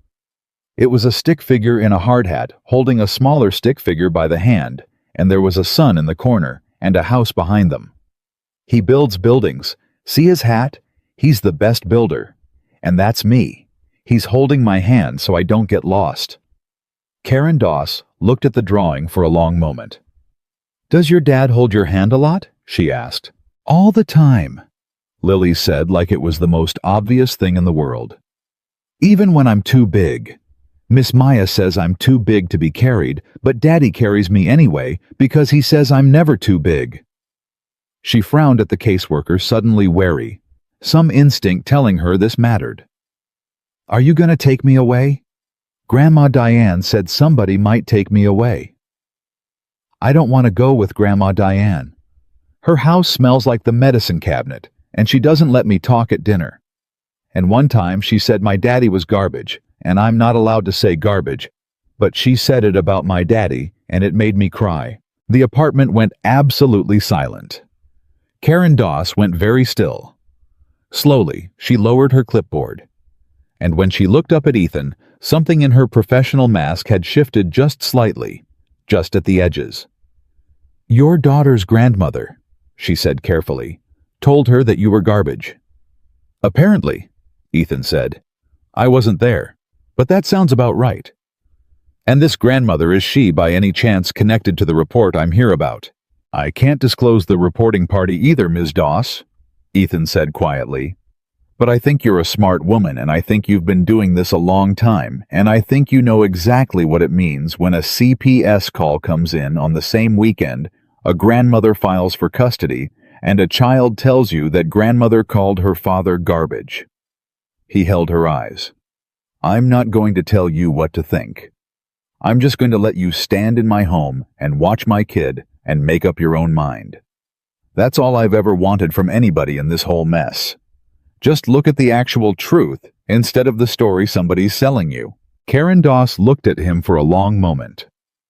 Then she looked at Lily, who had gone back to her drawing, adding more windows to the little house, humming to herself, unafraid now that the scary part seemed to be over.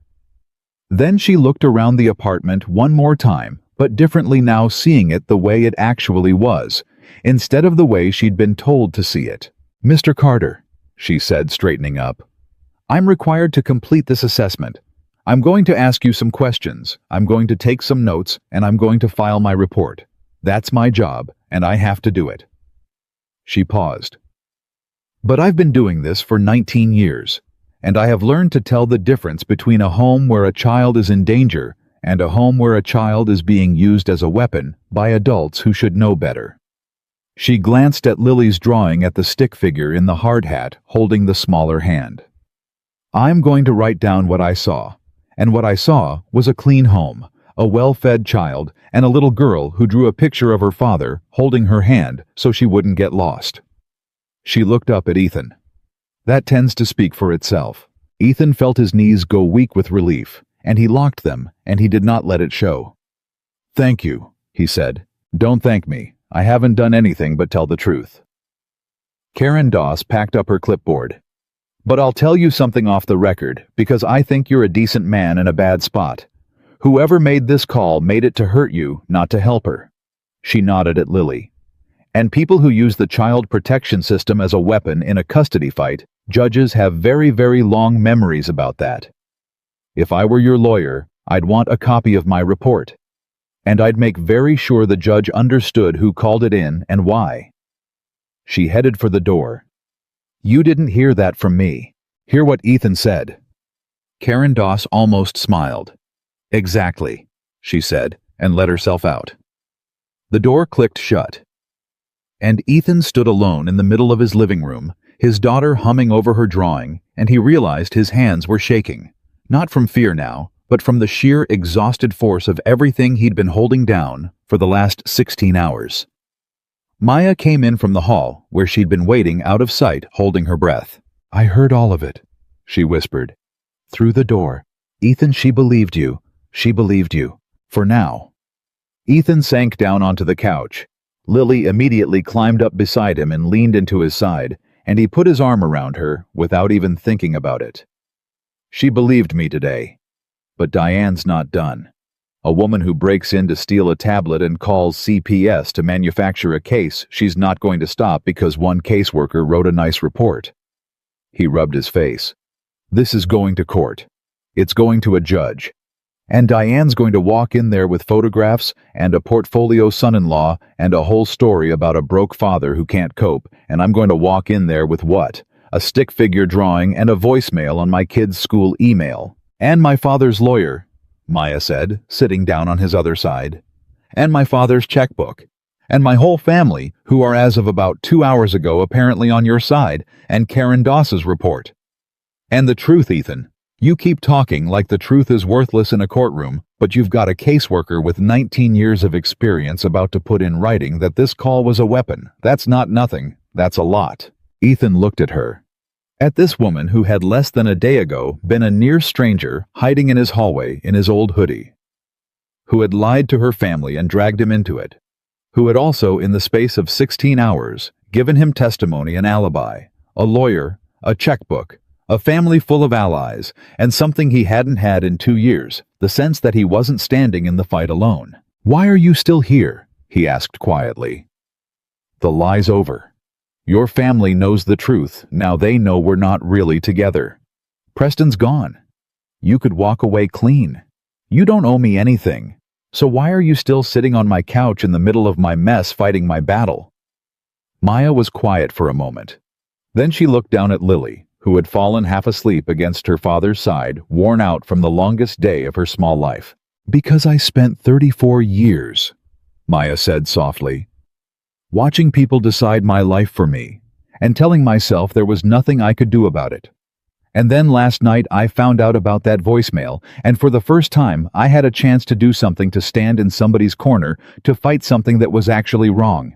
And it turns out I'm good at it. It turns out I'm not the helpless woman my family thinks I am." She looked up at him. "You want to know why I'm still here, Ethan?" Because being in your corner is the first thing I've done in years that felt like me. The real me, not the me they built. And I'm not giving that up. Not for anything. Ethan looked at her for a long moment. And something passed between them. Something that had nothing to do with the lie they'd agreed to tell that morning. Something neither of them had planned, and neither of them knew what to do with. And then Ethan's phone buzzed on the coffee table. He picked it up. It was an email. From Coleman the lawyer. The subject line was 3 words and Ethan read them and every trace of warmth drained out of his face, and Maya saw it go and grabbed his arm. What? What is it? Ethan turned the phone so she could see the screen. The subject line read, Diane filed. Hearing Monday. 2 days. They had 2 days. 2 days. Ethan set the phone down very carefully, the way you set down something that might go off, and for a moment, nobody in the apartment said anything at all. Monday, Maya finally said.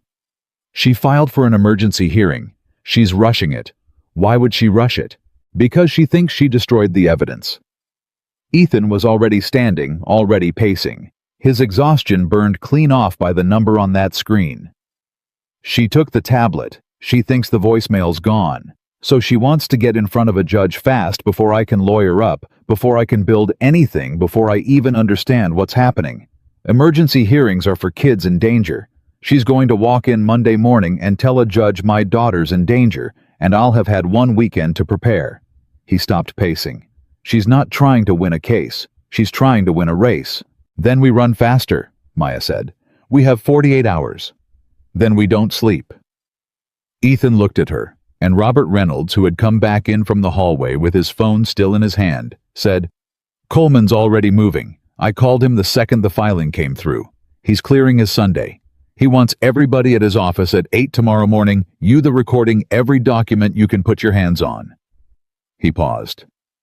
He also said something I didn't like. What? He said an emergency hearing this fast means Diane's got a judge assigned already, and there's a chance, he said, not a certainty, that it's a judge her family knows. Her son-in-law does development work. Judges and developers move in the same rooms. Coleman said don't panic. It's probably nothing, but he wanted us to know it might not be a level field. The words landed hard.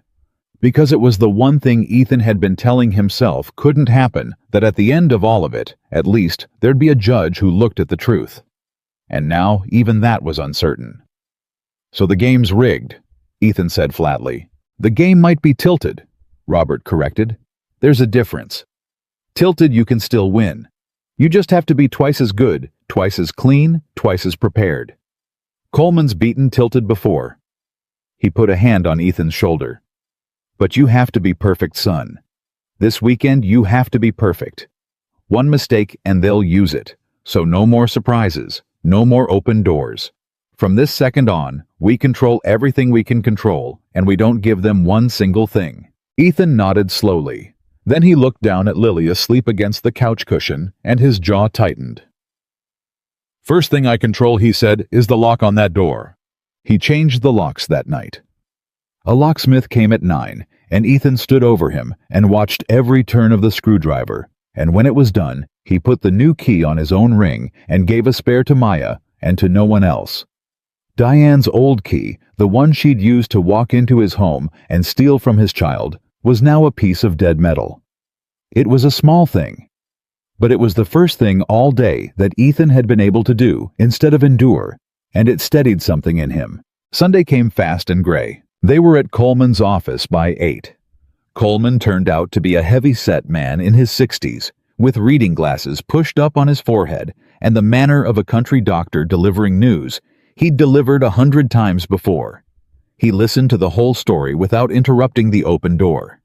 The voicemail, the tablet, the CPS, visit the photographs in the parking lot. Preston, all of it. And when Ethan finished, Coleman took his glasses off his forehead, cleaned them slowly on his shirt, and put them on. Play me the recording, he said. Lily's email account was open on the laptop. Ethan clicked the forwarded message. And Diane's voice filled Coleman's quiet office, warm, reasonable, poisonous.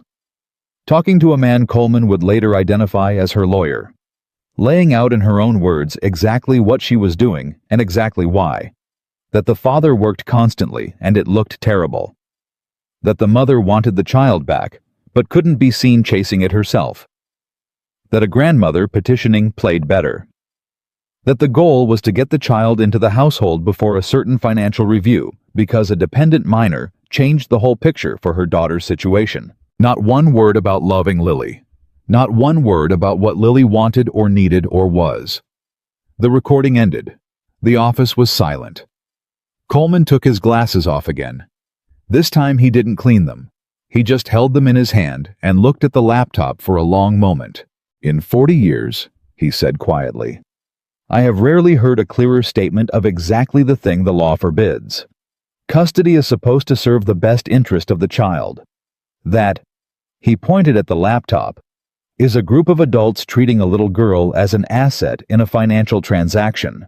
And they said it out loud, on a recording. That got forwarded by the child herself to a time-stamped account before any of them knew a case existed. He looked up. "Mr. Carter, do you understand what you have here? I'm hoping you're about to tell me it's good." "It's not good. It's a bomb." Coleman leaned forward. "But a bomb is only useful if you set it off at the right moment. If we file this now, before the hearing, Diane's lawyer will have 48 hours to attack it, claim it's doctored, claim the child was coached, claim it's inadmissible, drag it into a fight about the evidence instead of a fight about the child, and, in an emergency hearing on a tilted field, they might just get away with it." He tapped the desk. "But if we hold it, if we walk into that courtroom Monday, let Diane stand up and tell the judge her heartwarming story about a poor, endangered little girl she just wants to protect. Let her build the whole thing up. Get the judge nodding along. And then we play the recording of her own voice, contradicting every word she just said." "It's not just evidence anymore," Maya breathed. "It's a trap. It's a lie caught in the act," Coleman said. "There is nothing a judge hates more than being lied to in his own courtroom. If Diane stands up Monday and tells that judge she's motivated by love, and then the judge hears her own voice on tape saying she's motivated by money, we don't just win the custody question. We turn the whole room against her. The judge stops seeing a concerned grandmother and starts seeing someone who tried to use his court to commit a fraud." He sat back. "That's the play. It's risky. It means letting them talk first, letting them look strong, letting your daughter's future hang in the balance for 20 terrible minutes, while you sit there and say nothing and trust the plan. Can you do that? Can you sit in that chair and let Diane build her whole case knowing what you're holding and not flinch?" Ethan thought about it. Really thought about it. About sitting in silence while a woman lied about his daughter. About holding the truth in his pocket and letting the lie fill the room first. "I can do it," he said. "I've been holding my tongue and taking hits for 2 years. Turns out that's a skill." He almost smiled. "First time it's ever been worth anything." "Good." Coleman started gathering papers. "Then here's what we do this weekend. I want the CPS caseworkers report. Robert, your favors don't extend to the county, but mine do. I'll have Karen Doss's assessment by tonight. I want every pay stub, every school record, every text Diane ever sent you. I want the locksmith's receipt from last night, proof of the break-in, proof you took it seriously, proof you're protecting the child. And I want," he pointed at Maya, "your written statement. Everything you heard, everything you saw, dated and signed. You're a witness now, Ms. Reynolds, a clean one. A neighbor with no financial stake who happened to be there. That's worth a great deal." Maya nodded. "I already wrote it. The night it happened. I gave a copy to Ethan." Coleman looked at her over his glasses. "You wrote a contemporaneous account the same night before you knew there'd be a case." "Yes." "Ms. Reynolds," Coleman said, "you may have just become my favorite witness of the year. A contemporaneous written statement made before litigation is nearly bulletproof. Nobody can say you made it up to help him you didn't know there was anything to help with." He shook his head, almost admiring. Between an 8-year-old who forwarded the evidence and a neighbor who documented it in real time, These people have been outmaneuvered by the two least powerful people in the story. It would be funny if it weren't a child's life. They worked all day, and somewhere in the middle of it, buried in the boxes of documents Ethan had hauled from his apartment, they found the second bomb. It was Maya who found it. She was going through Ethan's old files, sorting pay stubs, when she went quiet, and then went very quiet, and then said, "Ethan, come look at this." It was a bank statement. Not Ethan's one that had come to his address by mistake, addressed to Marcy, his ex-wife from years back, that he'd tossed in a box and forgotten. And on it was a name Maya recognized, because she'd heard it that very morning in her own living room. The name of Preston Vance's development company. "Your ex-wife," Maya said slowly, "was getting money from Preston's company. Look at the date. This is from when you were still married. She had some kind of financial connection to Preston Vance years before any of this." Ethan stared at the statement. And the whole tangled thing, the timing, the photographs, the way Preston had walked out and Diane had walked in resolved into something colder and clearer than he'd understood. "They've known each other for years," he said. "Marcy and Preston. It's not a coincidence that Preston tipped Diane off Saturday. It's not two separate rich people who happen to move in the same circles. It's one circle. Marcy Diane's son-in-law Preston, they're all wound up together, which means," he set the statement down, "Preston didn't help Diane out of spite because I embarrassed him. He helped her because he's part of it. He's been part of it the whole time. Your family wasn't marrying you off to a stranger, Maya. They were marrying you off to a man who's already tangled up with the people trying to take my daughter." Maya sat down slowly. The color had gone out of her again. "My father's business connections," she whispered. "That's what Preston wanted. That's what the whole marriage was about. And Preston's business is wound up with Diane's family. Which means," she looked up horrified, "which means, if I'd married Preston, I'd have been marrying straight into the family that's trying to destroy you. And I'd never have known. I'd have spent my whole life next to it and never known." "But you're not marrying him," Ethan said quietly. "You said no, and then you spent your weekend fighting the exact people he answers to." He almost smiled grim. "You have no idea how completely you blew up their plan, Maya. You were supposed to be the sweetener on a deal that included handing Lily to Diane. Instead, you turned around and armed the other side. No wonder Preston looked at me like that. I wasn't just some inconvenient boyfriend. I was the man who'd accidentally gotten between him and everything he'd set up." Coleman, who'd been listening, took the bank statement and studied it for a long time. "This," he said finally, "is not directly about custody. A judge won't care that your ex-wife had a business tie to a developer years ago." He set it down. "But it establishes motive, and it establishes a network, and if these people are as connected as you're describing, then Robert's worry about the judge just got a lot more serious. If Diane's family, Preston, and this whole circle are as intertwined as this suggests, then the odds that they've steered this case toward a friendly judge went from possible to likely." He took his glasses off. "Which means the recording alone might not be enough. If the judge is compromised, he might find a way to dismiss it, downplay it, rule around it. We need something that makes it impossible for even a friendly judge to look the other way." "Like what?" Ethan asked. Coleman was quiet for a moment. "Like making it public," he said.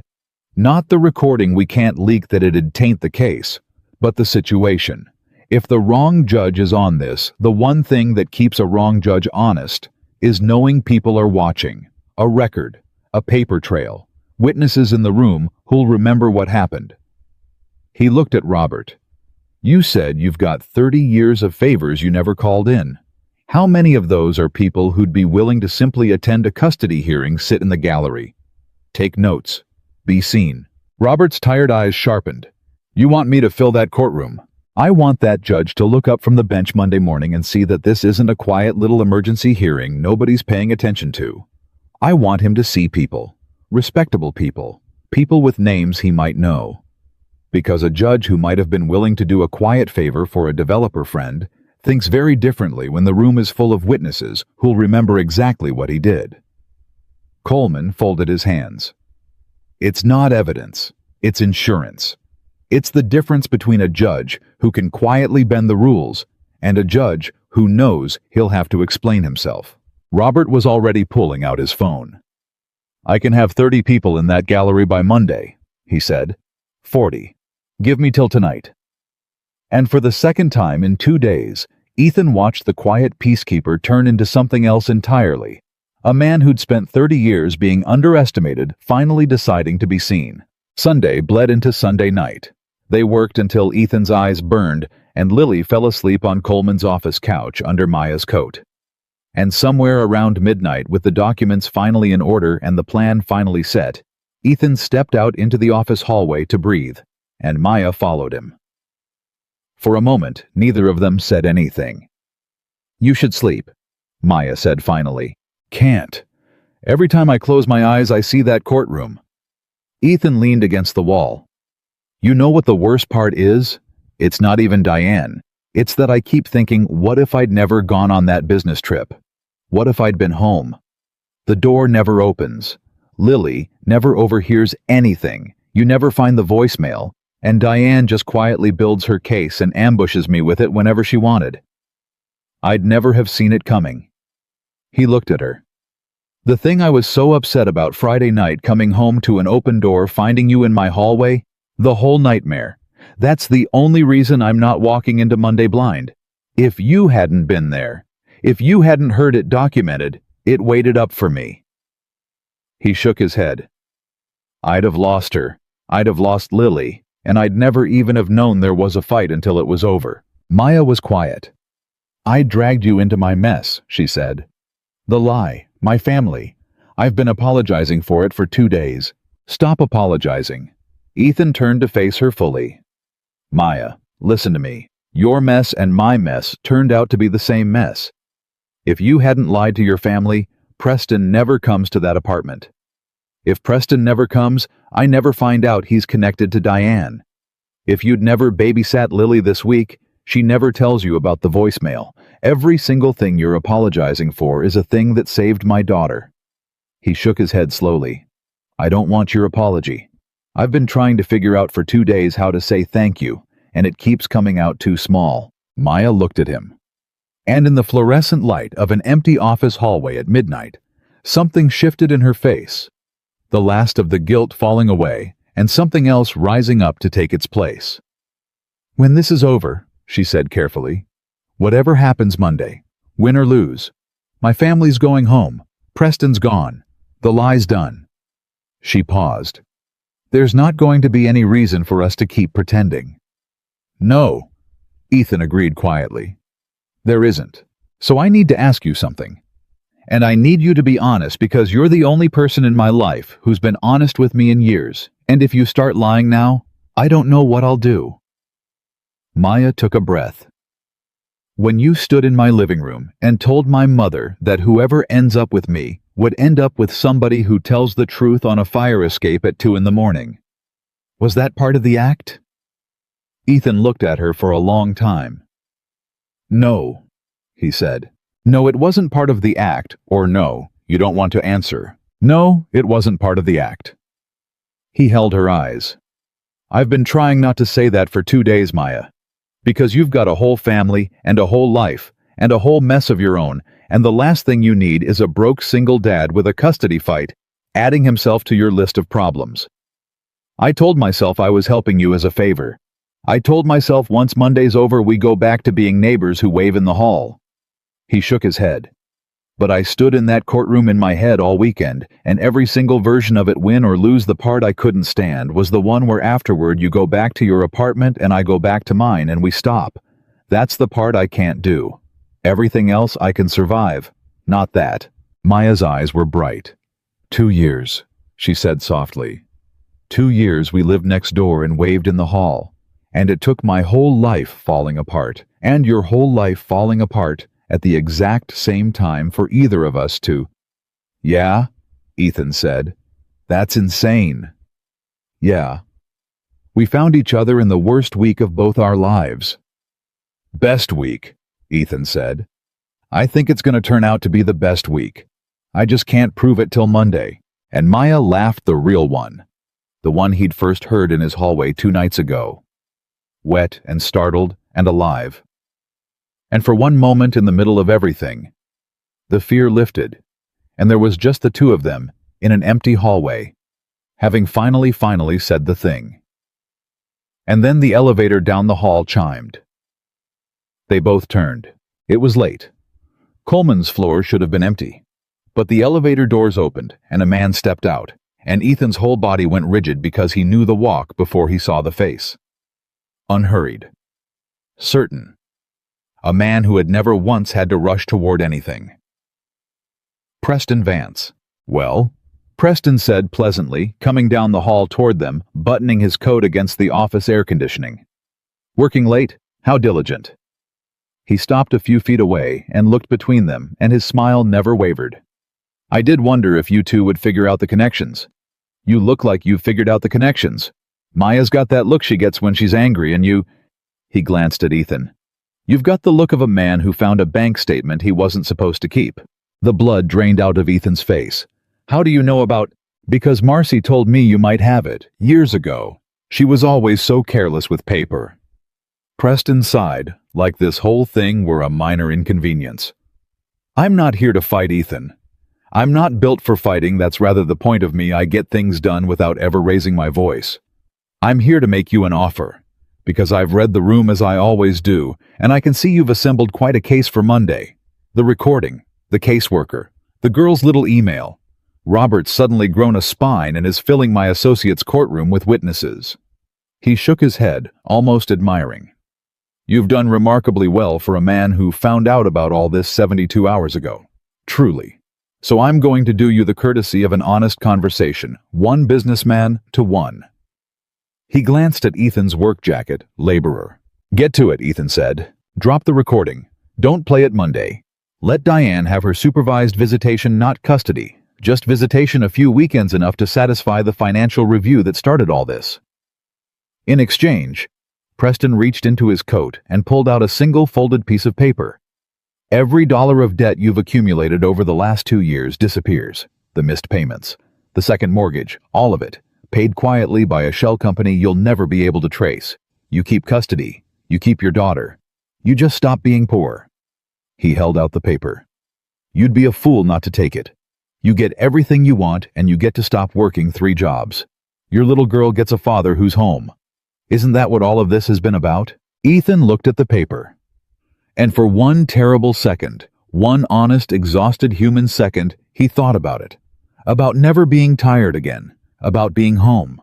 About Lily getting a father who could take her to school and pick her up and be there, really there, instead of gray with exhaustion at the edges of her life. Then he looked at Preston's face. At the smile. At the certainty of a man who had never once lost holding out a piece of paper like it was a gift instead of a leash. Why? Ethan said slowly. Would you pay off my debts to keep me quiet? What's on that recording that's worth that much to you? And for the first time, Preston's smile flickered. Just barely. Just at the edges. But Ethan saw it. And so did Maya. You're not on it, Ethan said, understanding coming fast now. Are you? Diane never mentions you by name on that recording. She talks about her lawyer, her son-in-law, the financial review, but she never says Preston Vance. So why do you care if it gets played? He stepped closer. Unless the financial review isn't just Marcy's. Unless whatever's being reviewed touches your company too.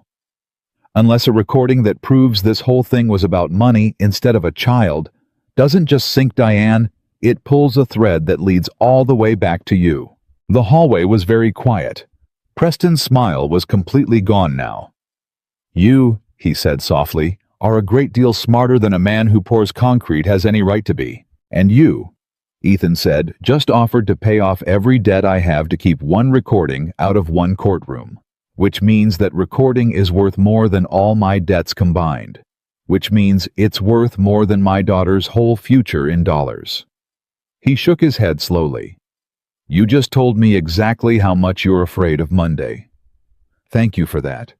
You should have stayed home. Preston looked at him for a long moment. Then he refolded the paper and slid it back into his coat. And when he spoke, the pleasant smoothness was gone, and what was left underneath was cold and flat, and for the first time, honest. The offer expires when I get in the elevator, he said. After that, I stop trying to help you, and I start trying to win. And I want you to understand, Ethan, I have never once in my entire life lost when I decided to win. Not to a better man, not to a smarter man, and certainly not to a tired one with a stick figure drawing and a recording he's too proud to trade. He buttoned his coat. Last chance. Take the money. Keep your daughter. Walk away clean. Or hold your precious truth and find out what happens to people who get between me and something I've built. Ethan didn't hesitate. Get in the elevator, he said. Preston studied him one more moment. Then he nodded slowly like a man filing something away. Monday then, he said, and turned and walked back toward the elevator unhurried, certain exactly as he'd come. But at the doors he stopped, and without turning around he said one more thing, quiet, almost gentle, and it landed in Ethan's chest like a blade. You should ask Maya. Preston said, what she was doing at my family's office 3 weeks ago. Before any of this. Before the lie. Before she ever mentioned your name. The elevator doors opened. She didn't tell you about that, did she? Funny. All this talk about honesty on fire escapes. He stepped in. Good night, Ethan. Sleep well. You've got a big day Monday. And the doors closed, and he was gone. And Ethan turned slowly to look at Maya. Maya, who had gone white as paper. Maya, whose mouth had fallen open. Maya, who was staring at the closed elevator doors with an expression of pure horror. Maya, Ethan said. His voice was very quiet. What was he talking about? And Maya opened her mouth and closed it. And Ethan watched the woman who'd told him the truth on every single thing for 3 days straight struggle for the first time to find any words at all. Ethan, she whispered, I can explain, but you're not going to like it, and I need you to let me finish before you decide what it means. Then finish, Ethan said. His voice had gone flat and careful, the voice of a man bracing for a fall. You've got until I decide I can't listen anymore. Talk fast. Maya pressed her back against the hallway wall like she needed it to hold her up. 3 weeks ago, she said, before any of this, my father set up a meeting. At Preston's family's office. He told me it was a business dinner that I should come meet the family, be polite. I didn't know it was. I didn't understand what it really was until I got there. It wasn't a dinner, Ethan. It was a negotiation. My father and Preston's father sitting across a conference table talking about me like I was a line item. Terms. What my father's connections were worth. What Preston's portfolio was worth. Whether I'd be cooperative. Her voice cracked. I sat in that room for 2 hours and listened to 2 men price me like real estate. And I didn't say a word. Because I was raised not to. Because I always sit down when I should stand up. That's what I was doing at Preston's office. I was being sold and I was letting it happen. Ethan didn't move. That's it, he said. That's the thing Preston thinks blows up your whole story. That you went to a meeting your father dragged you to. No. Maya swallowed. That's not the part he means. The part he means is what I did after. Which was, I signed something. Maya closed her eyes. At the end of the meeting, Preston's father slid a paper across the table. A letter of intent, he called it. Not a contract, nothing binding, he said, just a gesture of good faith, showing I was serious about exploring the arrangement. And everyone was looking at me. My father was looking at me. And I was so tired, Ethan, and so worn down, and I did the thing I always do. I picked up the pen and I signed it. Her eyes came open wet and desperate. I signed a piece of paper 3 weeks ago saying I intended in good faith to pursue a relationship with Preston Vance. And then I went home, and I hated myself, and 4 days later my mother called to say they were coming, and something in me finally snapped, and I told her I already had a boyfriend, and I said your name. That's the order it happened in. That's what Preston's holding over me. I told you I lied to my family. I didn't tell you I'd already put my name on his. The hallway was silent. So when you told your family you had a boyfriend, Ethan said slowly, you weren't just refusing a setup, you were breaking a signed agreement. A non-binding one. A worthless one. Legally it's nothing, it's a handshake on paper. Maya pushed off the wall toward him. But that's not why I didn't tell you. Legally, it doesn't matter. I didn't tell you because—" She stopped, made herself say it. "Because I was ashamed. Because for 3 days you've been looking at me like I'm this brave woman who finally stood up for herself, and the truth is that 3 weeks ago, I sat in a room and signed my own name to my own sale and didn't say one word. That's who I actually am, Ethan. Or that's who I was. And I couldn't stand for you to know it, because you're the first person in years who looked at me like I was strong and I didn't want to be the thing I'd been my whole life in front of the one person who thought I was better than that."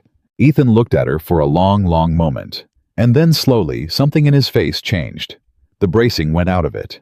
"Maya," he said quietly, 3 weeks ago you signed a paper because you were too worn down to say no. 4 days later you stood in your kitchen and told your mother no for the first time in your life. 2 days after that, you found a voicemail that could have saved a stranger's daughter, and instead of walking away clean, you waited up in my hallway all night to warn me. Yesterday you wrote a witness statement that a 40-year lawyer called the best he's seen all year. Tonight, you told a man who's about to try to destroy me the truth about who he answers to." He shook his head slowly.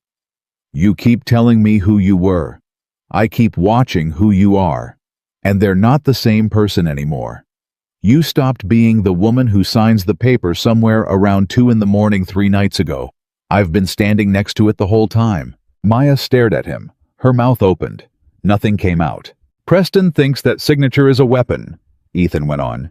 "He thinks if he tells me about it, I'll feel betrayed, I'll pull back, I'll walk into Monday alone and shaken. That's the whole play. He can't beat the recording, so he's trying to break up the 2 people holding it." He almost smiled. "He read the room wrong. First time all weekend a rich man read a room wrong. He thought that piece of paper would turn me against you.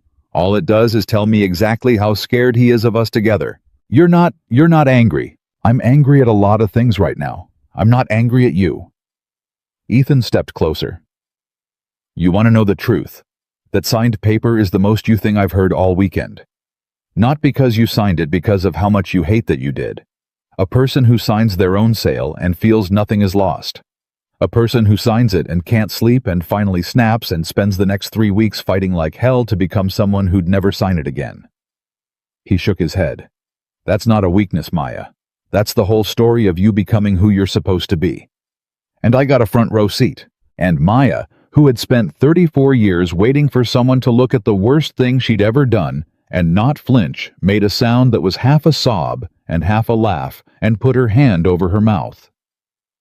"We have a hearing in about 8 hours, she said thickly. "We do. And I just told you I signed a good faith letter with the man who's trying to bury you. You did. And you're not? You're really not. Maya." Ethan took her hand, the one over her mouth, and lowered it gently. "Go home. Sleep 2 hours. Put on the nicest thing you own. And tomorrow you walk into that courtroom next to me, and when Preston Vance looks at you across that room, expecting to see somebody, he broke you smile at him. Because the one thing that man cannot survive is losing to the woman he thought he'd bought." He squeezed her hand once. "That's the whole play now. We win Monday, and we win it together. Signed papers and all." Monday came.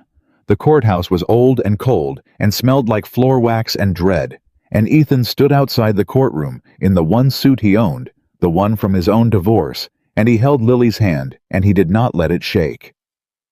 Lily was in a blue dress Maya had bought her Sunday night, and she was scared, and she was being brave about it, in the way that broke Ethan's heart, chin up. Mr. Buttons stuffed in her backpack for emergencies. "Daddy?" she whispered. "What if the judge doesn't like us?" Ethan crouched down to her level. "Baby, listen to me. Today a bunch of grown-ups are going to say some things, and some of them are going to be mean, and some of them are going to be lies. And I need you to do just one thing for me. Can you do one thing?" "What?" "Tell the truth. That's it. That's the whole job. If anybody asks you anything, you just tell the truth no matter what. Because the truth is on our side today, Lily. It's the only thing we've got, and it's the only thing we need." He tucked a loose strand of hair behind her ear. "You already saved us once, you know. That thing you did with the email. You saved your whole life, and you didn't even know it. So today, you don't have to be brave, and you don't have to be smart. You just have to be honest. Okay, Lily nodded. Okay, Daddy. That's my girl. They walked in, and the gallery was full. Ethan stopped dead in the doorway because Robert Reynolds had kept his word. Every bench on their side of the aisle was packed 40 people, 50 respectable people in good coats, some of whom Ethan didn't know from Adam. All of them there because a quiet man who'd spent 30 years agreeing had finally decided to call in every favor he'd ever earned. And in the front row sat Robert himself, and Grace and Ethan's breath caught Eleanor. Eleanor Reynolds, in her camel coat, sitting in a custody hearing for a broke single father she'd insulted 3 days ago, because somewhere in the last 72 hours, something in her had cracked open and refused to close. Across the aisle sat Diane and her lawyer. And behind them in the second row, unhurried and certain and beautifully dressed, sat Preston Vance. Preston looked at Maya as she walked in beside Ethan. He was waiting for the broken woman. He was waiting for the flinch, the averted eyes, the proof that his midnight visit had done its work. Maya looked back at him, and she smiled. Ethan watched Preston's certainty crack right down the middle. The judge came in. His name was Harmon, and he was older, and his face gave away nothing, and Ethan felt Robert stiffen beside him, and he understood this was the judge they'd worried about, the one who moved in the same rooms as Diane's family, the tilted field made flesh. Coleman had warned him, let her talk first. Let her build it up. Don't flinch. Trust the plan. Diane's lawyer stood, and he was good, and he built it beautifully. A concerned grandmother. A father who traveled constantly, gone for weeks, leaving a small child in the care of a neighbor. He said the word like it was a crime. A chaotic, unstable home. A recent CPS referral. Photographs entered into evidence of the father in the neighbor woman's apartment while the child was elsewhere. He painted Ethan as a man too poor and too absent to raise his own daughter, and he painted Diane as the loving grandmother who simply wanted to give the child stability, and he was so smooth and so practiced that Ethan felt the old shame rising up his throat, the voice that whispered, "He's right. Look at it from the outside. He's right." And Judge Harmon nodded along. Nodded. Ethan saw it. The judge was nodding. Ethan's hand found Lily's under the table and held on. Don't flinch. Trust the plan. Diane took the stand. And she was magnificent. She cried a little at exactly the right moment. She talked about how much she loved her granddaughter, how it broke her heart to do this, how she only wanted what was best for the child, how a little girl needs stability and a real home and a family that isn't scraping by. She never once mentioned the financial review. She never once mentioned money. She sat in that witness box, and she built a monument to grandmotherly love, and the judge nodded, and Diane's lawyer nodded, and Preston in the second row allowed himself the smallest, coldest smile. Your Honor. Diane finished dabbing her eyes. I have no interest in hurting my former son-in-law. I'm sure he loves Lily in his way. I only want what any grandmother would want. For my grandchild to be safe, to be provided for, to have a stable home. Is that so wrong? The courtroom was silent, and Coleman rose slowly from his chair. No further questions for the witness, he said mildly. But Your Honor, before the witness steps down, the defense would like to enter one additional piece of evidence. An audio recording, received and time-stamped by a minor child on this address's account and forwarded by that child 3 days before any petition was filed in this matter. He walked to the front of the room. I think the court will find it speaks rather directly to the question of what exactly this grandmother wants. Diane's lawyer was on his feet. Objection. We've had no opportunity to review. It's the petitioner's own voice, counselor, Coleman said. I'd think she'd remember what she said. Judge Harmon's eyes moved from Coleman to Diane, and something shifted in the judge's face, a wariness, a first flicker of doubt. I'll allow it, he said slowly. Play the recording. And Diane's own voice filled the courtroom. Warm, reasonable, poisonous, talking to her lawyer, laying out in her own words that the father worked constantly, and it looked terrible. that the mother wanted the child back, but couldn't be seen chasing it, that a grandmother petitioning played better, that the whole point was to get the child into the household before the financial review because a dependent minor changed the whole picture. Not one word about love, not one word about safety, not one word about Lily as anything but an asset in a transaction. The courtroom went dead silent. Ethan watched it happen. Watched Judge Harmon's face change. Watched the wariness curdle into something colder. Watched the judge look at Diane, at the woman who had just wept in his witness box about grandmotherly love, and understand all at once that she had stood up in his courtroom and lied to his face. And Coleman had been right about one thing above all others. There was nothing a judge hated more. "Turn it off," Judge Harmon said quietly. Coleman turned it off. The judge sat back. He took off his glasses. He looked at Diane for a long, long moment, and when he spoke, his voice had lost every trace of the nodding warmth from before. "Mrs. Whitmore," he said, "you sat in my witness box not 4 minutes ago and told this court under oath that you had no interest in anything but this child's safety. And I have just listened to a recording of your own voice describing this child as a means of changing the picture on a financial review." He set his glasses down on the bench. "Would you care to explain to me the discrepancy?" Diane's lawyer stood. "Your Honor, we'd request time to—" "Sit down, counselor. I asked your client a question." Harmon's eyes never left Diane. "Mrs. Whitmore, I'll ask once more. Is that your voice on that recording?" Diane opened her mouth, and nothing came out. And the silence stretched and became its own answer, and everyone in that packed courtroom heard it. And that was the moment. That was the moment the whole thing turned, and Ethan felt it turn.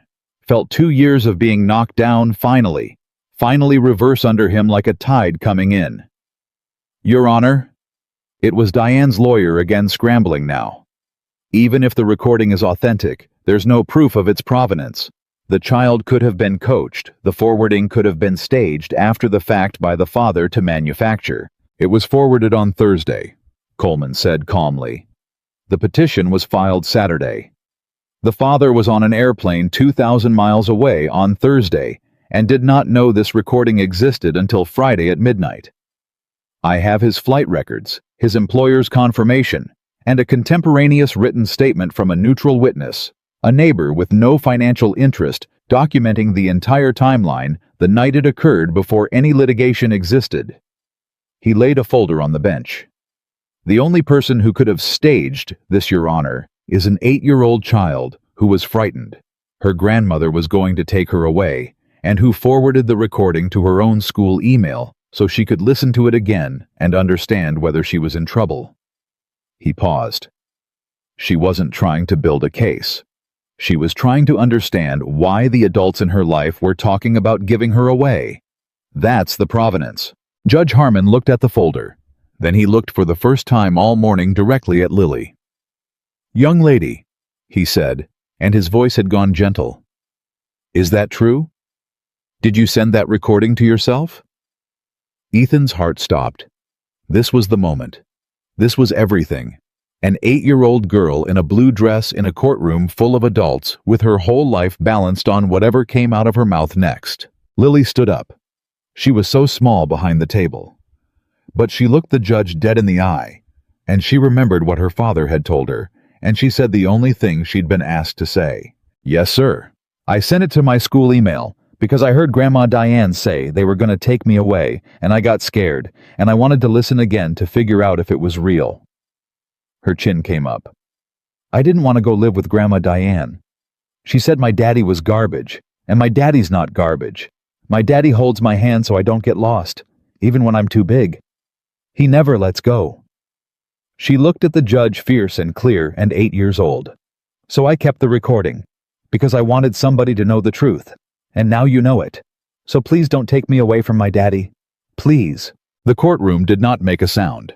And Judge Harmon, a judge who moved in the same rooms as Diane's family, a judge Robert had feared a judge who'd been nodding along an hour ago, looked at that little girl and looked at the recording and looked at the gallery packed with witnesses who would remember every word of what he did next, and he made his decision.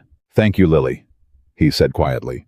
"You can sit down now." You've been very brave and very honest, and you've done nothing wrong. Nothing at all." He turned to Diane, and his voice went cold as January. "Mrs. Whitmore, I have been on this bench for 22 years, and I have seen a great many people try to use this court for a great many purposes. But I do not believe I have ever seen the Child Protection System an emergency petition, and a grandmother's tears deployed so cynically, so deliberately, as an instrument to move a child like a chip across a table for financial advantage." He leaned forward. "Your petition is denied, in full, with prejudice. Custody remains sole and unchanged with the father, Mr. Carter, where the evidence overwhelmingly demonstrates it belongs." He picked his glasses back up. "And Mrs. Whitmore, I am referring this matter, this recording, and the circumstances of the CPS referral to the appropriate authorities for review. People who weaponize a child against her own father have a way of finding that the court remembers. This court will remember. You may step down." Diane's lawyer was already packing his bag. Diane herself sat frozen in the witness box, and then rose unsteady, and did not look at Ethan, and did not look at Lily, and walked out of that courtroom a woman who had lost everything she'd come to take.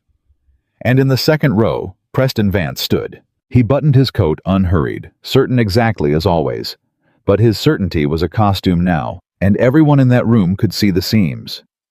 He looked at Ethan. He looked at Maya, and Maya looked back at him. The woman he'd priced across a conference table. The woman he'd tried to break in a hallway at midnight. The woman who'd smiled at him an hour ago and turned out to mean it. "You should know," Coleman said, not turning around, his voice carrying just far enough that the financial review Mrs. Whitmore was so worried about, the one a dependent minor was going to help resolve. "It's a state matter now, and it has a great many threads, and investigators do so love to pull threads." He finally turned and looked at Preston. "You may want to speak to your own attorney, Mr. Vance, before someone speaks to you." And for the first time since Ethan had met him, Preston Vance had nothing to say. He walked out, unhurried, certain, and utterly finally beaten. And he never once looked back, because men like Preston never do. But Ethan understood, watching him go, that the walking away was the only thing he had left, and it wasn't much, and they both knew it. Ethan didn't watch him leave. He was already on his knees on the courtroom floor, and Lily had already flown into his arms, and he was holding his daughter so tight, and she was holding him so tight, and neither of them was ever letting go. "We won," Lily whispered into his neck. "Daddy, we won. I told the truth, and we won." "You told the truth, and we won," Ethan said. And his voice finally broke right there on the floor of a courtroom, 2 years of holding it together, coming apart all at once, because it was over. It was really over, and she was his, and no one was ever going to take her. "You saved us, baby. My brave, honest girl. You saved us." And then Maya was there, kneeling down beside them, and Lily reached out one arm and pulled her into it without a second's hesitation, folding her into the hug like she'd always been part of it, like there'd never been any question, and the three of them knelt on that cold courthouse floor, holding each other, while a gallery full of witnesses quietly wept, and Robert Reynolds put his arm around his wife, and Eleanor Reynolds, for the first time in longer than she could remember, did not have a single word of judgment to say. A few months later, Ethan came home from a business trip, but it was different this time. Everything was different. He hadn't taken the second job in 6 weeks. He'd let Robert help him find real work. One job, a good one, running a crew for a builder who paid fair and let him sleep in his own bed most nights. He'd refused the money, at first refused it hard, until Robert had sat him down and said, "Son, you spent 2 years too proud to let anybody help you, and it nearly cost you your daughter. Let the people who love you love you. That's not weakness. That's the whole point." And Ethan had thought about Maya's signature and his own pride, and how the two of them had spent their whole lives mistaking stubbornness for strength, and he'd let Robert help. And it had turned out to be the bravest thing he'd done all year. He put his key in the lock. His own key. The new one, the one only 3 people in the world had, and he opened his own front door. And the lights were on, and it was warm, and it smelled like something good cooking. And he could hear Lily laughing somewhere in the back, and Maya's voice answering her, and for a moment, Ethan just stood in the doorway of his own home and let it wash over him, the sound of a house that was full, the sound of a life that had somebody waiting in it. "Daddy." Lily came barreling around the corner and hit him at the waist exactly like always, except now she was followed by Maya, wiping her hands on a dish towel, and there was a small cake on the kitchen table with clumsy blue icing that Lily had obviously done herself, and it said in wobbly letters, "Welcome home, Dad." "You made me a cake," Ethan said. "I made you a cake," Lily said proudly. "Miss Maya helped, but I did the writing. That's why it's bad. It's the best writing I've ever seen." Maya crossed the kitchen toward him, and she was smiling, and there was flour on her cheek, and she looked at him the way she'd looked at him across that courtroom. Not like a woman who'd been sold. Not like a woman who signed the paper, but like a woman who had finally completely decided her own life. "You remember," she said, "the first night I ever really talked to you, when you came home to an open door and swung at your own house like a lunatic and I grabbed your arm in the dark. I remember. And I told you that you weren't going to sleep that night." Ethan laughed, and it was a real one, easy and whole, the kind he hadn't had in 2 years and now had all the time. "I remember. I thought my whole life was about to fall apart." Maya stepped in close. Lily between them looked up grinning, waiting. "It wasn't falling apart," Maya said softly. "It was just about to start." And Ethan Carter looked at the woman he loved and the daughter he'd fought the world to keep, and the small, terrible cake with the wobbly blue letters, and he understood something true. Something he would have laughed at a year ago and would believe for the rest of his life. The longest trip a man ever takes isn't the one that carries him away from home. It's the one that finally teaches him how to open the door and let somebody in. He'd been afraid that first night that he'd never sleep again. He slept just fine. He slept like a man who was finally completely home, and he was never for the rest of his life alone in that house again.